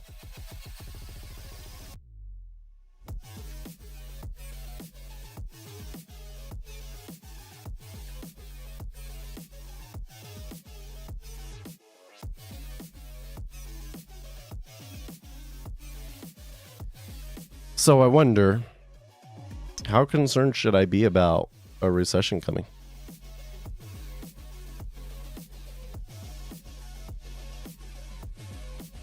I wasn't expecting ISM to move this much for sure. It's like GDP or ADP. It's crazy. Yeah, it's crazy. It is crazy, guys.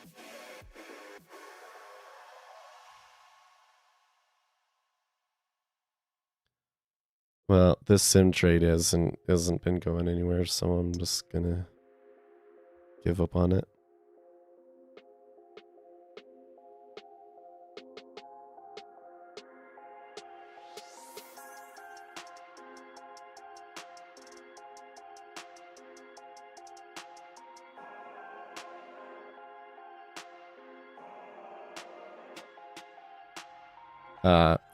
Yeah, so this is such bullshit right here. Now that I'm thinking about it. Okay, so Janet Yellen says the US has achieved a soft landing. No. Here's how this works, right? You go up in the air and then you come back down. And when you're on the ground and both wheels are on the ground, you have landed. Inflation has come back down, but it is not to target, by the way, and or having been down for a little bit, like going sideways for a little bit or something like that, or maybe even taking back off again, right? Okay, we have not landed yet. We're not there yet. Frankly, the reason that you start cutting interest rates is because you're landing, right? You're saying, we're landing, and if we don't cut interest rates, we're just going to completely crash, right? Right? Because if you're an airplane, right, and you're coming down, you're going like this, if you keep going down like this, you're going to crash. So what do? You got to turn up a little bit so that you start going like this, so that you start turning, right? So I think to say that we've landed is not fair. It's not fair to say that.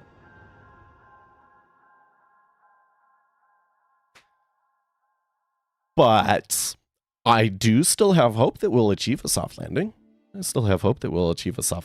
Seeing these kinds of numbers and stuff is kind of starting to make me nervous about it, though. Because I can remember the decline going into 2008, right? And, it was a slow burn.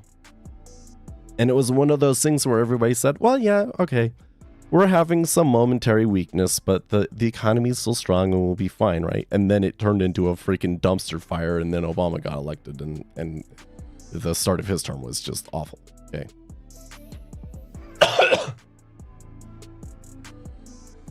You want to go back and look at the economic history of it? That's one that I think so many people get wrong, is that they look at, because it was like, well, let's pull it up. I'm ranting anyways today. It's just freaking. Sorry, Trading View.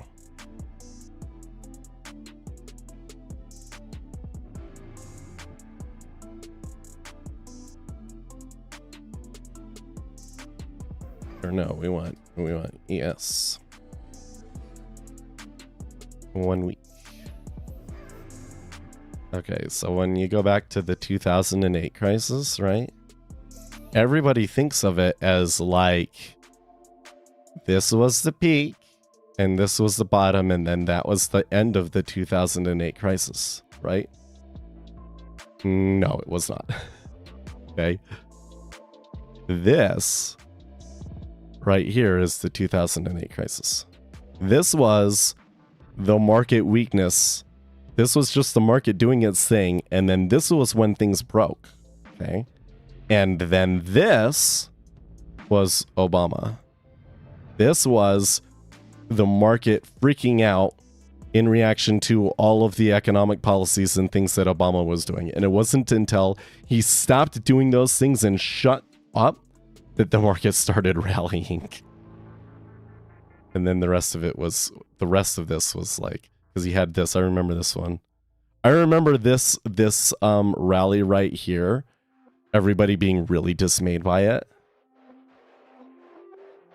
This is when I started working for Goldman Sachs. Because it was like just after the flash crash. It was like right in here. Flash crash was there and I started working here. And then this was the Euro crisis. So this was like a little mini recession. Right? And then this was the taper tantrum. And then Trump got elected. And then we had this. And this thing right here was like, whoa.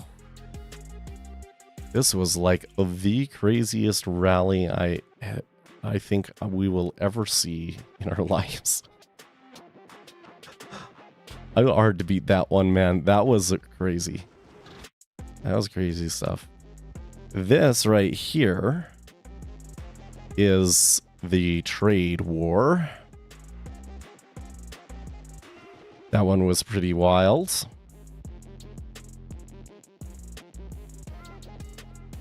And then COVID. And you're probably familiar with COVID, right?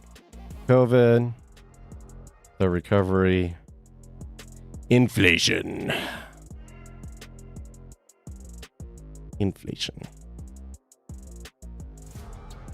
Soft landing? Maybe.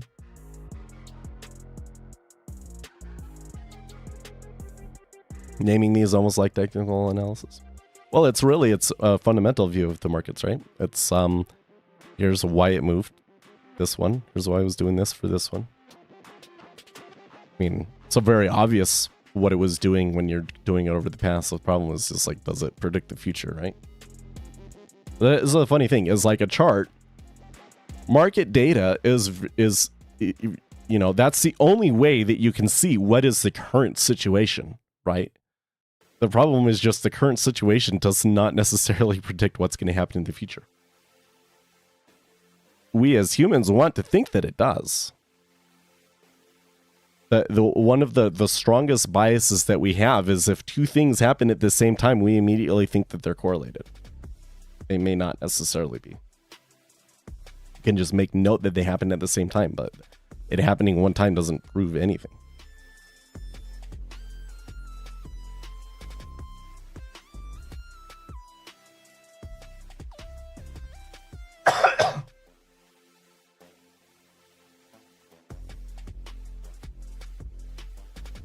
So, yeah.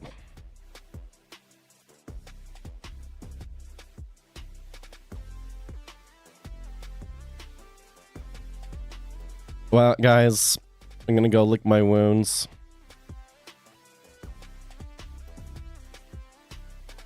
Feel like people need to deeply research turbulent flow. Well, I don't know if you can really... I mean, the issue there is that turbulent flow is random, right? What you can do is you can just try and avoid it altogether, right? Which is what I tend to do. I did okay at that today.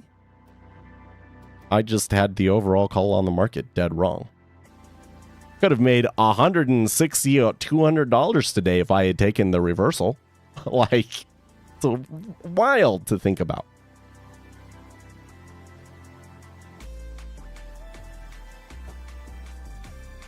But I was wrong. I was dead wrong. Sorry, guys. I hope that you guys listening made money on this somehow, because I did not. Failed you today. We're gonna have to do some work and figure out where we make some changes so that days like this don't happen. In the meantime, we'll see you Monday. Stay excellent, team.